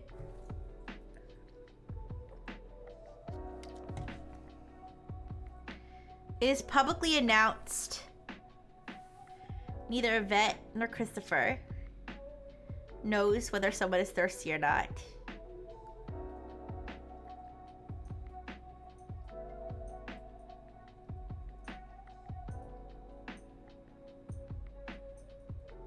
I'm gonna be so mad if there's like some convoluted answer. You want to see what LLM would say? I could give this one to a couple LLMs afterward to see what they say. Given the situation, how many possible worlds are there in which Yvette can know whether Christopher is thirsty? The first sentence is just clarifying the characters are functional additions and can figure out any conclusion that can be deduced only from logic. So it doesn't imply that they know that they themselves are thirsty. Theory of mind would only mean that other people are capable of being they understand that other people are capable of being thirsty. Oh shit.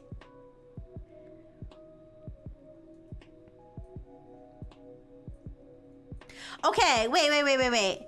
It's publicly announced that neither Yvette nor Christopher knows whether someone is thirsty or not.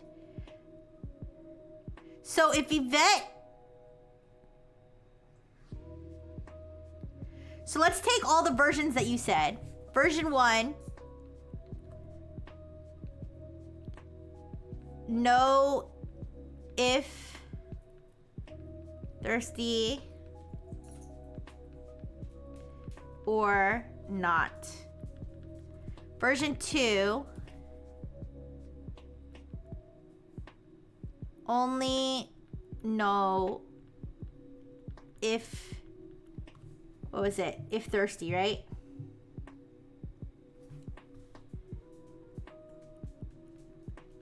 Sorry, I put version 1 where version 2 should go.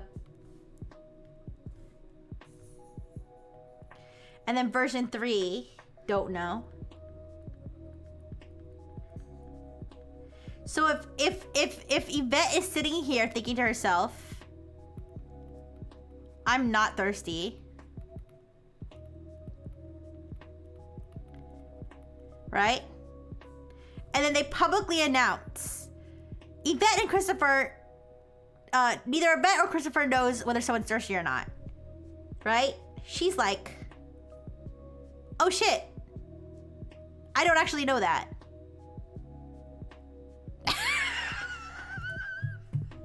I don't know where I'm getting at. I don't know where I'm getting at right now. Hi, Retro. Should I be watching this at 4:42 a.m.? If you like to have deep thoughts and think hard at 4:42 a.m., yes. Otherwise, no. Thanks for stopping by, though.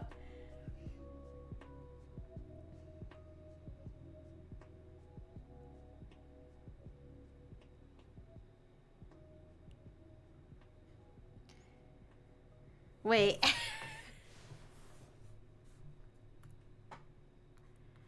So in that case,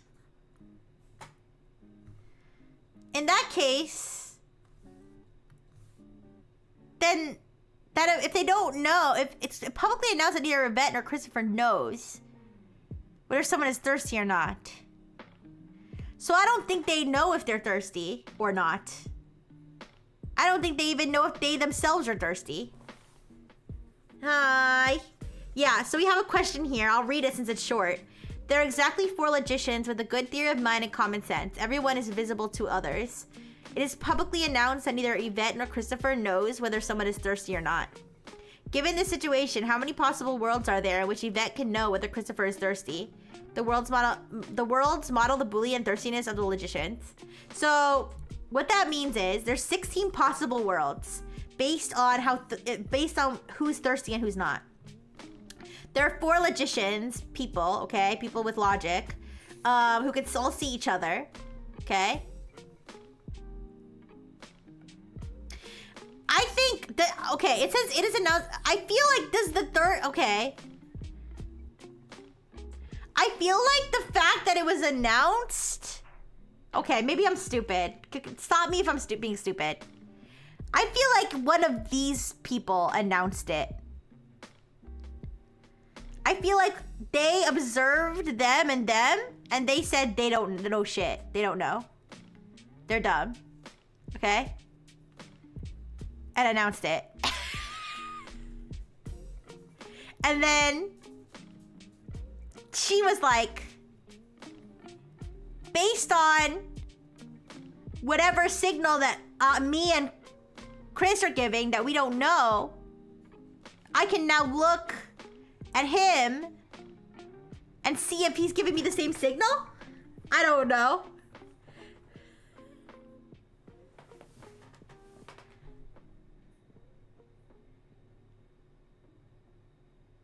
But wouldn't that work in all worlds?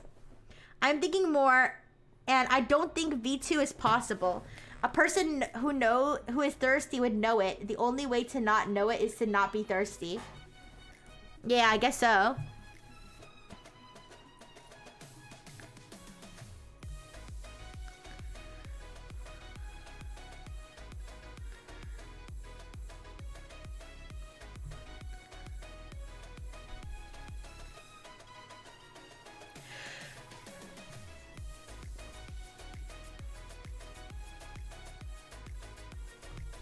So Rixie would know who is thirsty and who isn't. And Zachariah would also know, let's just assume, even though we shouldn't, we can't technically assume that, but let's just say that Zachariah and Rixie, they know who's thirsty and who's not. And one of them, given this information, knows that Yvette and Christopher don't know. Right? Could that be it?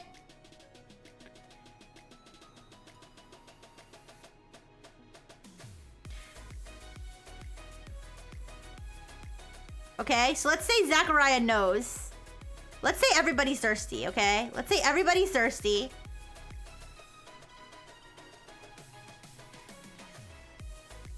He knows That he's thirsty, he knows Rixie's thirsty, he knows Yvette's thirsty, he knows Christopher's thirsty. Okay? He knows that. Let's say Yvette... So it announced that neither Yvette nor Christopher knows whether someone's thirsty or not. So let's say Yvette and Christopher are both dumbasses and they're both like, no one's thirsty. Now Zachariah knows that they are wrong, right? Zachariah knows they're wrong, so he says, Yvette and Christopher don't know what they're talking about, right? So she's like, oh, I thought this person was thirsty, this person was thirsty, this person was thirsty, and I was thirsty. But since he said I'm wrong, then clearly somebody here must be thirsty, right? But she doesn't necessarily know who's thirsty. I think I'm getting somewhere. I think I'm getting somewhere. I think I'm getting somewhere with this. Let's go through each possible scenario, okay? So let's say nobody's thirsty.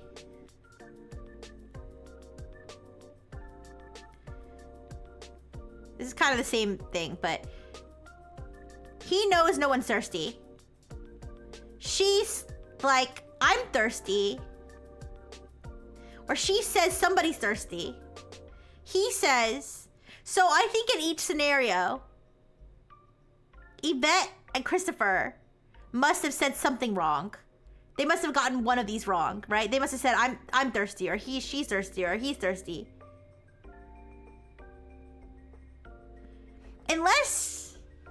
Unless maybe Zachariah and Rixie only know if they are thirsty. In which case, the incorrect assessment would have to be directed at the person who made the announcement. Right?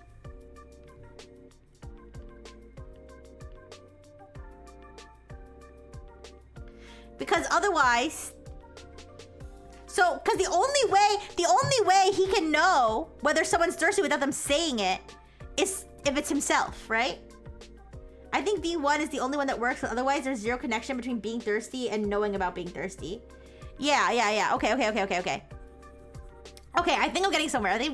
If I get this right, I'm gonna feel so goated. Alright. Let's make Zachariah the smart aleck here, okay? The announcer. Let's say he's not thirsty. Let's say nobody's thirsty. Nobody's thirsty. Alright. Yvette makes her guesses. Alright, she guesses whatever her guesses are, but one of her guesses is that he's thirsty. And one of his guesses is that he's thirsty. So he knows that they are wrong. So he announces it, right? So now Yvette knows that but she must know if she's thirsty though. Okay.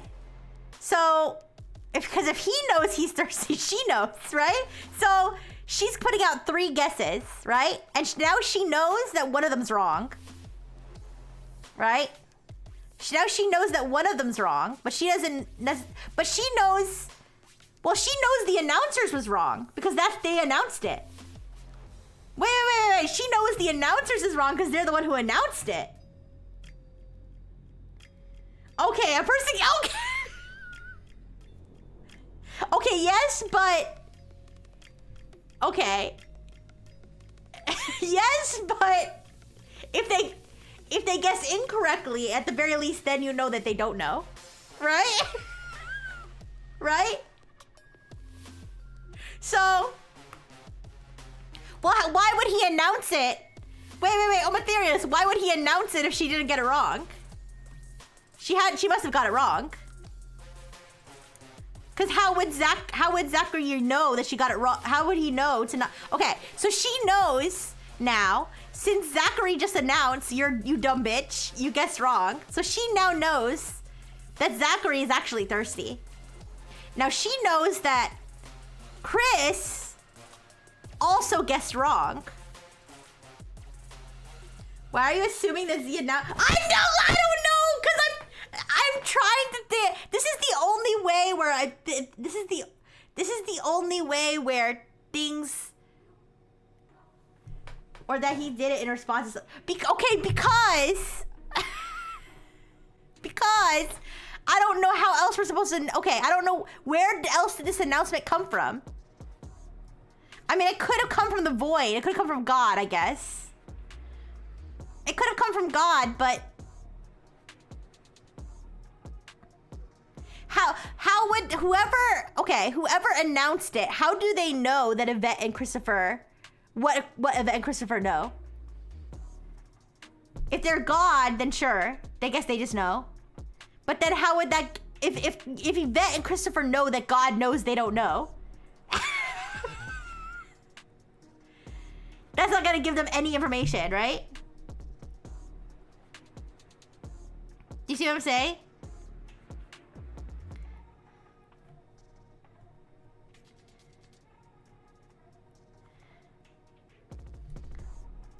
I don't know. What's your theory? what's your theory if that doesn't work? Cause the other option is that well, okay. I don't think he's gonna announce it. I don't think Yvette or Christopher are gonna announce that we don't know. Cause they don't know what they don't know. But he knows what they don't know. If we're going to with B1, then we have to assume the question means knows whether someone else is thirsty instead of knows whether someone is thirsty.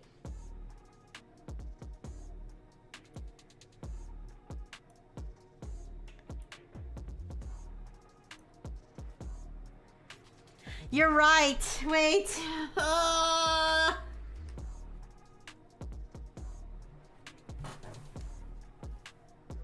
Oh gosh, this is... I don't know where to go with this.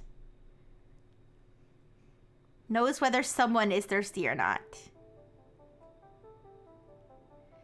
You're right. How can he know? Even if she guesses his wrong, how can he know what she knows about herself?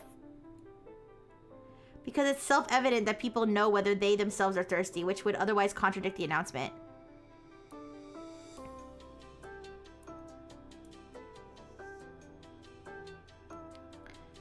Wait, it's self-evident that people know whether they themselves are thirsty because which would otherwise contradict the announcement.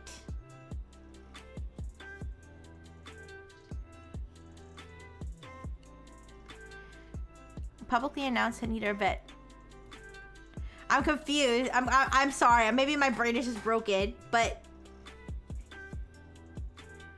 it would contradict the announcement because otherwise you wouldn't have to announce it. I don't know.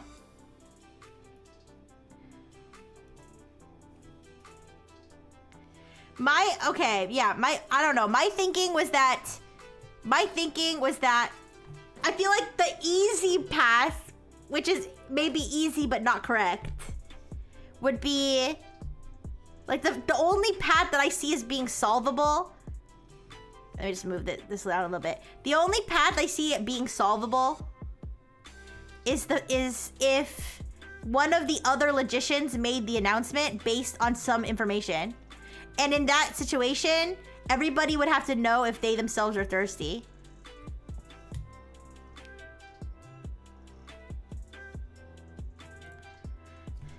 The announcement is that Yvette does not know if anyone is thirsty. That must exclude herself, or the announcement is wrong because we are assuming that Yvette knows about her own thirst. Wait, the announcement is that Yvette does not know if anyone is thirsty. That must exclude herself.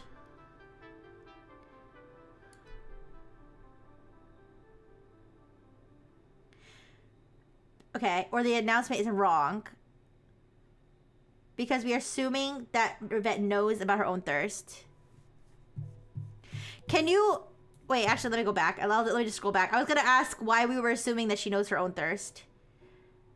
I think V is the only one that works, because otherwise there's zero connection between being thirsty and knowing about being thirsty. Yes. Okay, all right. Okay, I see what you're saying now.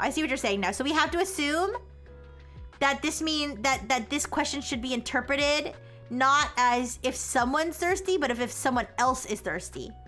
Right? Is that what you're saying? So here's my theory. My theory is that one of the other two, either Zachariah or Rixie, is the one who made the announcement. And the reason they made the announcement is because they know their own thirst status, and they know that Yvette and Christopher both got their own thirst status wrong. That's why I said, we have to assume some things about the wording. Oh, okay. Yeah, now that you say it, that makes sense. Okay. So what I'm saying is, I think either Rixie or Zachariah made the announcement based on information they had because the only thing they know is their own thirst status, right? But if Yvette says, you're thirsty, and he knows she's wrong, right? Right? And then the only way he would know if she was wrong and if he was wrong is if they said, you're thirsty, and he knows he's not thirsty, right? So that's how he knows that they don't know. Okay? He doesn't necessarily need to know if Rixie knows. But and he doesn't even need to necessarily know if he knows. Right? He just needs to know that they don't know. So if okay. So let's say she's not thirsty. He's not thirsty. He's not thirsty. Yeah, exactly. But he does know his own status, yeah. So she must say, Z's thirsty. And he must say, Z's thirsty. Z then announces, you two don't know what you're talking about. So now she must know that now she knows that he's thirsty. Right? Because she realizes the only reason he would have said that is if I got it wrong. So now she knows he's thirsty. Wait. She knows he's thirsty. Same thing with him. He now knows he's thirsty. However, now she also knows that Christopher, got it wrong. What I'm confused about still is how she's gonna know if he's thirsty.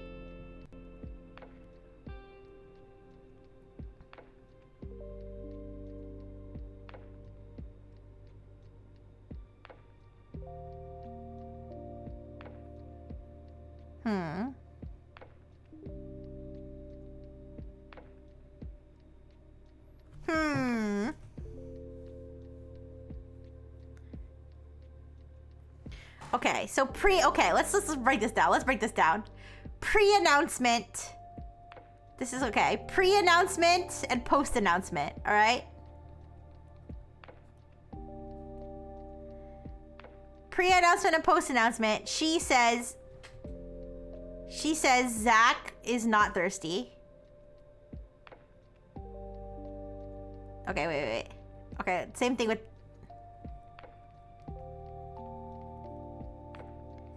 Alright. Post-announcement, now she knows that Zach is thirsty. Same thing with Christopher. Now, pre and post-announcement, she knows that she herself is thirsty. And same thing with Christopher. He knows post-announcement that that he is not thirsty.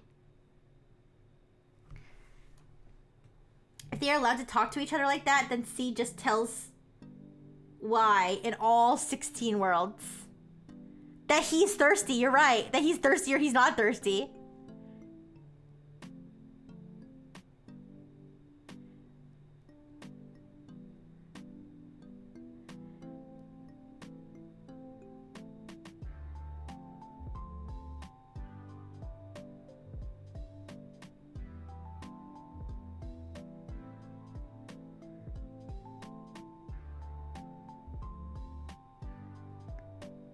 I think you're right. I think it might be just 16. Cause you're right, cause why wouldn't they just say? Cause then after that, at that point,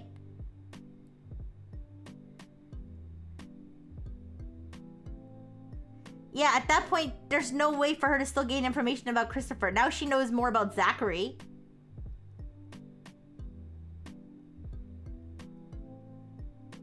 Oh, shit. Is it just... I'm gonna be so mad if it's just 16 worlds, if that's the answer.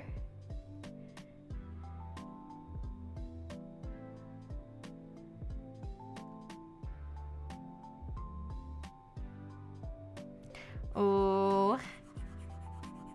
I don't know. Do you think it's just 16 worlds? Do you think that's the answer? If you're allowed to communicate and they know their own thirst, it's 16. If they don't know their own thirst, it's 0. Fuck!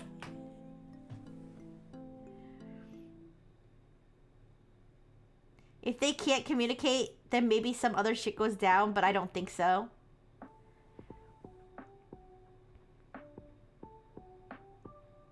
I think, okay, I think it's probably 16. I'm gonna guess that it's probably 16 based on the fact that the announcement was made. That's what I'm gonna say. I'm gonna say that this still happened. I think this still happened. I think this exchange between Zachary and Yvette still happened. Because how else would anybody know whether or not they knew, you know?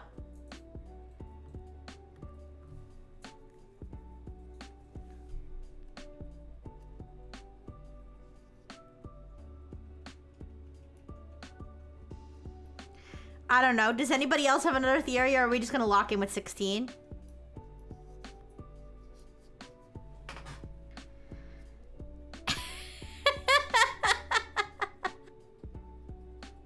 Alright, ad break's over. I think it's Zachary and Yvette should kiss.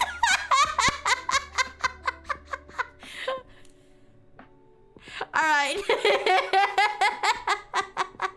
Does anybody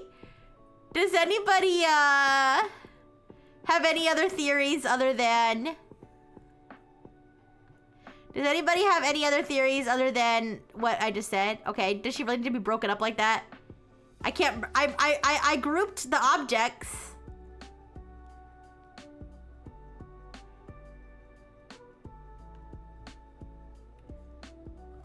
I don't want her to be... I don't want her to have to look like that while she's kissing her beloved.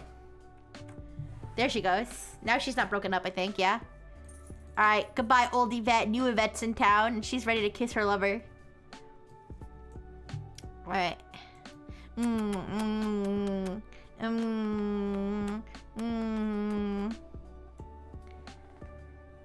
You think Chris made Yvette preggo? Does being pregnant make you more or less thirsty? I feel like it would make you more thirsty. Because you're peeing all the time and you need to like refresh yourself, yeah? And now Zachary's happy. Because he got kissed by Yvette. Yeah, and he's in love. And he's gonna buy her so many water bottles so she'll never have to be thirsty again. Or if she edited her images in Adobe Express. I don't know. Every time I click it like that's what comes up, so. I've never used like Adobe Express or whatever that is. That's just like, I think that's just a default for Miro.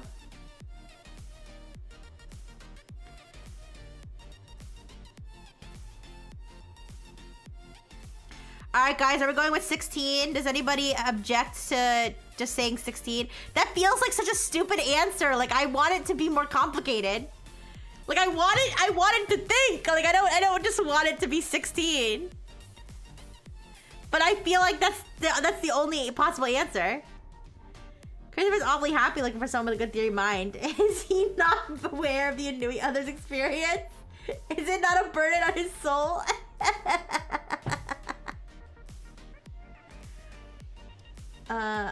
I say all of them instead of an actual number.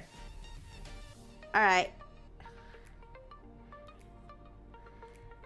I think we're locking in 16, yeah?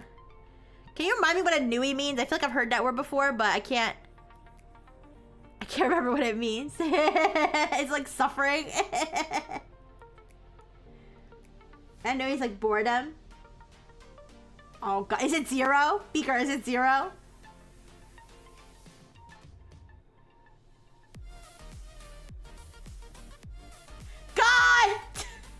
I could see this being does adding a bunch of garbage to an obvious question trick the AI. No, it's not, because it's not 16 or 0.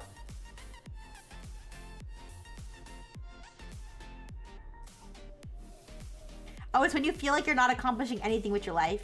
Oh, damn. Guys. I feel like we just need to, I think we just need to spoil the answer. I feel like we're not getting anywhere with this. The more I read the question, the thirstier I get, though. 0x, but you accomplish everything. You accomplish so much with your life every time you come to Rixie's stream. And you help Rixie with her questions. That's accomplishment. That's accomplishment. Alright, is everybody okay with just getting the answer? Because I don't get this one. I'm lost. I think the answer will reveal that we misunderstood some logic theory. Yeah, maybe. Alright, let's just do it, Beaker. I'm a little regretful, but I feel like I'll learn something. I feel like I'll learn how to tackle future questions like this. The answer is 4. Alright, let's look at the rationale. Let's look at the rationale. I'm gonna look at it right now.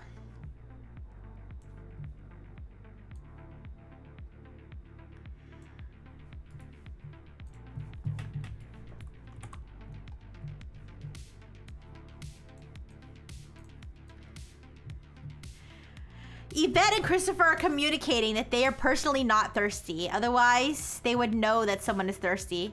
Oh, fuck! Wait, what? Is thirsty or not?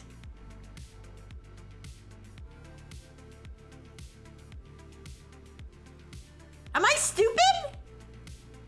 Am I stupid? Yvette and Christopher are communicating that they are personally not thirsty. Otherwise, they would know that someone is thirsty. It is publicly announced that neither Yvette nor Christopher knows whether someone is thirsty or not! You're shitting me. Am I crazy? Kimi K2 got it, got 4. I'm gonna ask ChatGPT what it thinks. Yvette can know that Christopher is not thirsty with theory of mind or formalization with public announcement modal logic.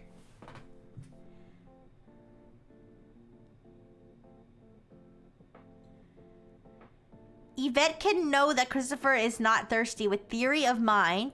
What? I'm gonna Google theory of mind.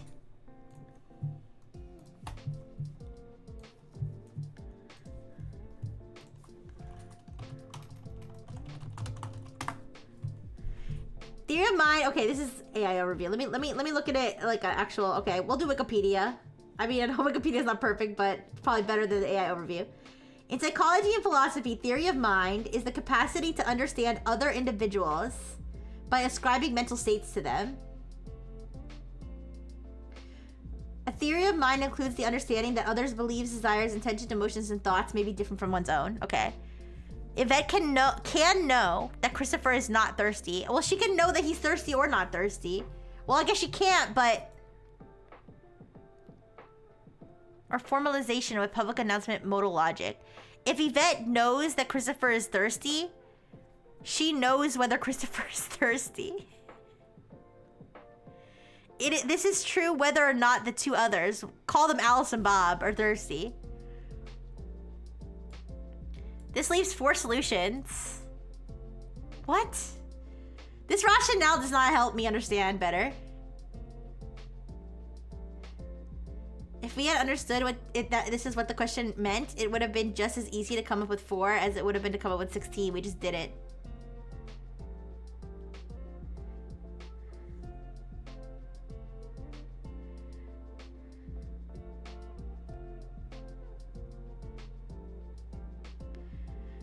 Yvette can know that Christopher is not thirsty.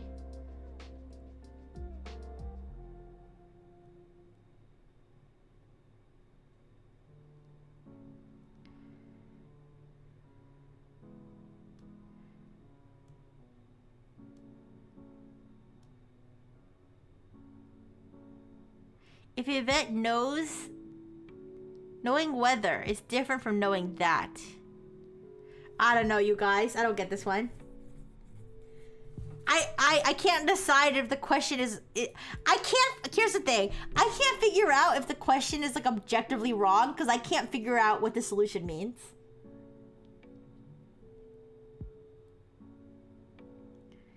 If Yvette knows that Christopher is thirsty, she knows whether Christopher is thirsty.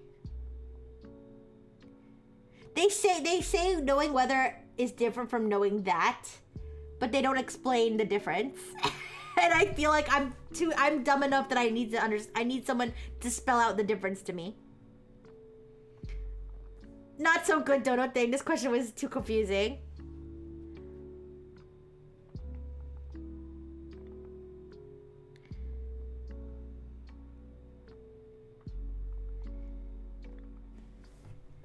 If Yvette knows that Christopher is thirsty,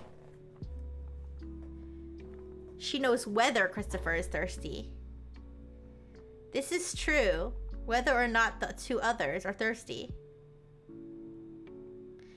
Out of 16 worlds we came up with, there are only 4 where neither of them are thirsty, which are the only ones we can be in the answer's reasoning. In all of those, Yvette knows that Christopher is not thirsty.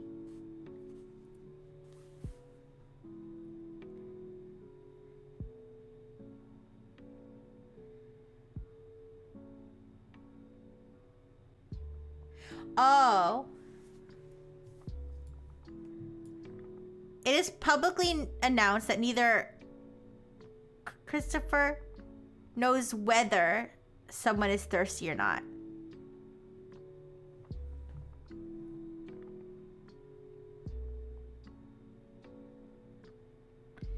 It is publicly announced neither Yvette nor Christopher knows whether someone is thirsty or not. Okay, okay. Yvette and Christopher are communicating that they are personally not thirsty. So, wait, okay, Yvette can know that Christopher is not thirsty. If Yvette knows that Christopher is thirsty, she knows whether Christopher is thirsty.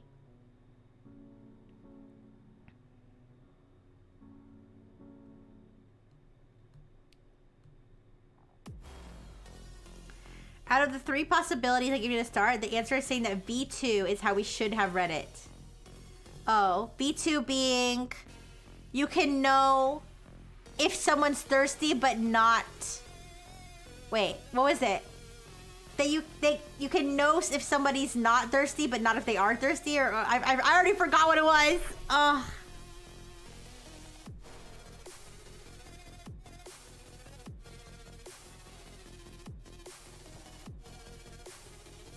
What I don't understand is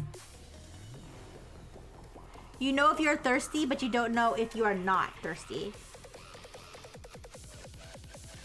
But they know, but they're communicating that they're not thirsty. So they must know that they're not thirsty, right? And then it's publicly announced that neither Yvette nor Christopher knows whether someone is thirsty. Whether. Shouldn't this say knows that someone is thirsty, or am I stupid? I might be stupid. Here, out of curiosity, I'm gonna pop this in the chat GPT to see if I can solve it, but I'm still a little confused.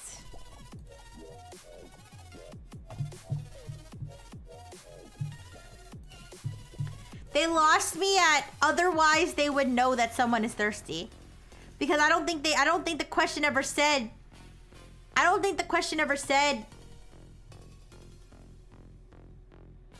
Like, I think the question said that not that they don't know that someone is thirsty.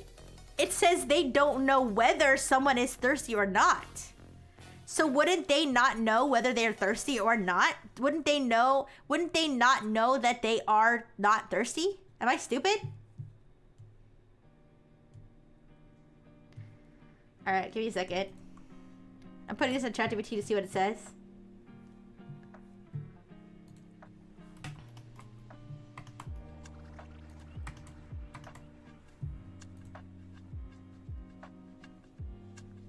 Okay, ChatGPT's thinking. The author of the question is severely ESL. So you think that the question was written wrong? I don't know, man. This one doesn't feel as cut and dry as the last one, but the last one we reported, but I'm just a little confused.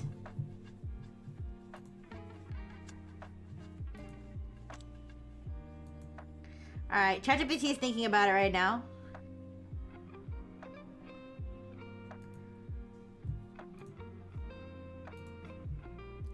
The creator of this question's name is Damien. Damien S. D-A-M-I-E-N.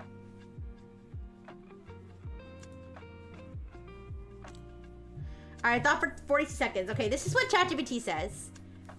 With 4 people, each only uncertain about their own thirstiness, but able to see everyone else, an agent would know someone is thirsty if they see at least one thirsty person.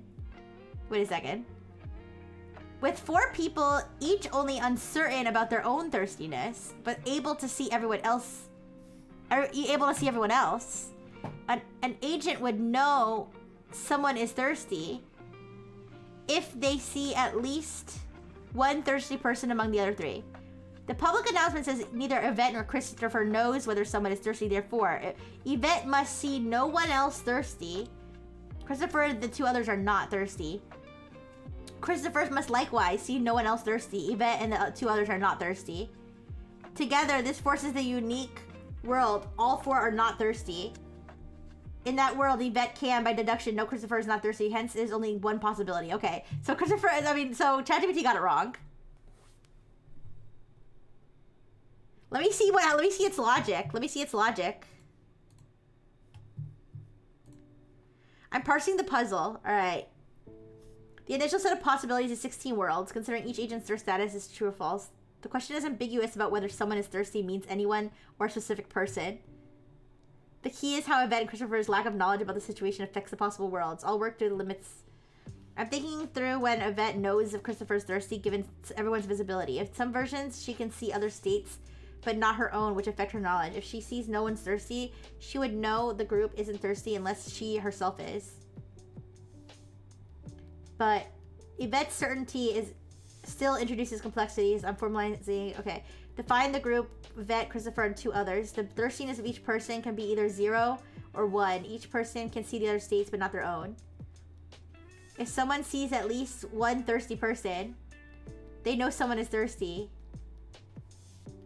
If not, they can't be sure whether they're thirsty or not, so they wouldn't know. When it says does not know whether someone is thirsty, it means the agent sees everyone else is not thirsty.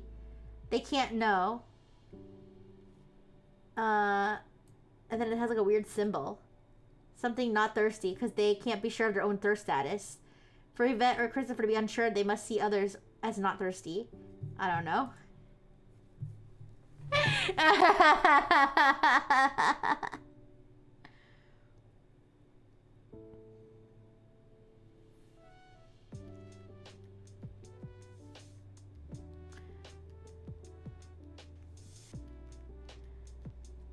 Can know whether Christopher's... I don't know, guys. I give up.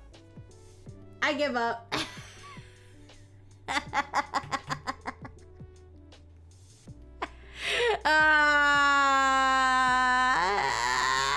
I don't know if I'm thirsty. Alright, guys. I give up. I don't get this one. I don't think I will. It's fine. I gotta go, though. I gotta go. Sorry to end on that note. I'll keep doing these. What the heck? I'll keep doing them on Wednesdays. I'll try to... I know, like, I haven't been picking the questions ahead of time because I've been doing it last minute, but if I do get the time to pick questions, I'll try to pick questions that, like, seem less ambiguous. Like, that seem, like... That's the... You know what I mean? That's the hard part, is when the question has ambiguous stuff in it, and we're like, what the fuck did you mean by that? Yeah. Alright, I hope you guys don't go thirsty, though. Okay. Alright, let's, I freaking... Okay, so apparently I was thinking I was gonna move out like next week, and apparently I'm not moving out till next month, so that's annoying. So I don't know. I mean, I don't know if that's like an announcement or not, but that's like a retraction of a previous announcement. Also, look out the next few days on social media because I may or may not be sharing some information about a possible or not possible song cover, a group song cover perhaps that I may not have already tweeted about, retweeted. May or may not have already retweeted from a certain person's Twitter. So you may or may not possibly see me or maybe somebody else. Me or maybe somebody else participating in such a song cover, which may or may not be released on September 13th or on another day. So we've gotten a lot of questions that are not hard at all, other than quibbling over what the dumb fuck who wrote it wanted to say. Yeah. All right. Is Dr. Fish? No, Dr. Fish isn't in it. I'll tell you that. I didn't let him be in it. I was like, nah, you're not ruining my moment. No. But anyways, looking forward to that. But let's find someone to raid. You guys, you survived hump day.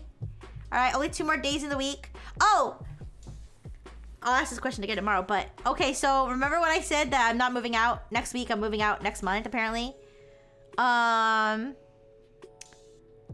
So I took a PTO day on Monday, thinking I was gonna move out that day.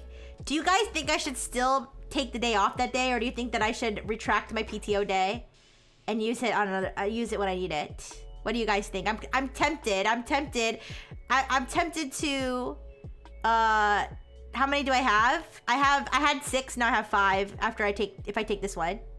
And they accumulate. I think I'll still have like a few by the end of the year. Like, it's not unlimited, yeah. The only thing is if I retract it, I'm gonna have to justify, I mean, I don't think anybody's gonna be like, no, you can't take it. But when I put in the request, my rationale was I'm moving. That's why I'm submitting this in such short notice. But now that I'm not moving, and they're gonna be able to tell that I didn't move because they can see me on video call in my background, like my room. So I can't decide if I want to be like, you guys, it turns out I'm not moving, but I'm gonna take that PTO day anyway because I just want to be around y'all, or or if I should just take it and just not care. I don't know. Yeah, it might be better to retract it. All right. No worries. What if I move my room? Make a fake background with AI? You guys are funny. I don't know. I'll see. I think I'm probably just gonna retract it. It's none of their business why you take the PTO. I don't know. I just feel bad because everybody's like over because everything's like understaffed, overworked sort of situation, and leaving them with one less person to just take a day off. I don't know. It feels. I don't know. Anyways, use one of those beach backgrounds. Yeah, actually, I'm on vacation. No. All right. We'll see. Let me.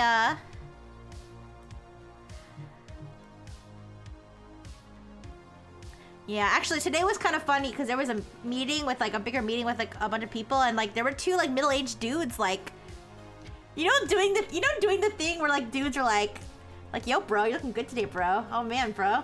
No way. Like, you want to like see my dick or something? Okay, not like that, but you know how like guys will like joke about being gay with each other? It was like that, but like a milder version with 2 middle-aged executives. It was so weird. It was so weird. I'll talk about it again tomorrow because it was so funny. But he was like, man, you're looking sharp today, man. He's like, oh, well, thank you. And he's like, what, you want to ask me out? He's like, oh, well, let's talk about it after the meeting. And then during the whole meeting, they were like saying stuff like that. He was like, sorry, wait, what did you say? Sorry, I missed it because Derek was looking so sharp.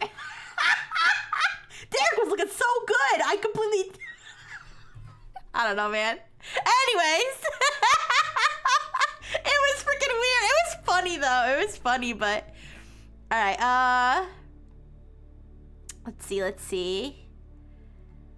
Who are we going to raid today?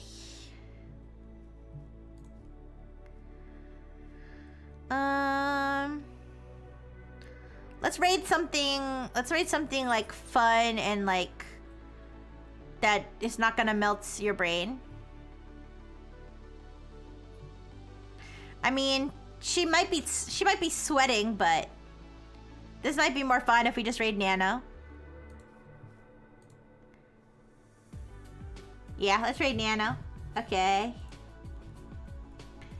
Your business will be understaffed no matter what due to an excessive chromosome. Okay, I'll think about it. I'll still consider it. It would be nice to just have a day off, but I mean I had a day off on Labor Day, so alright. Thank you everybody. Thank you Toaster. Thank you Materius. Thank you Zero X. Thank you Dodo Tang. Thank you Pax. Thank you. I said Materius, right? Hopefully. Hi Caesar. Thank you Caesar. Thank you Beaker. Thank you. Thank you Lurkers. Thank you Squall. Thank you everybody. Thank you Jay. Thank you Big Kiss. Thank you Caesar. Mwah. Bye bye.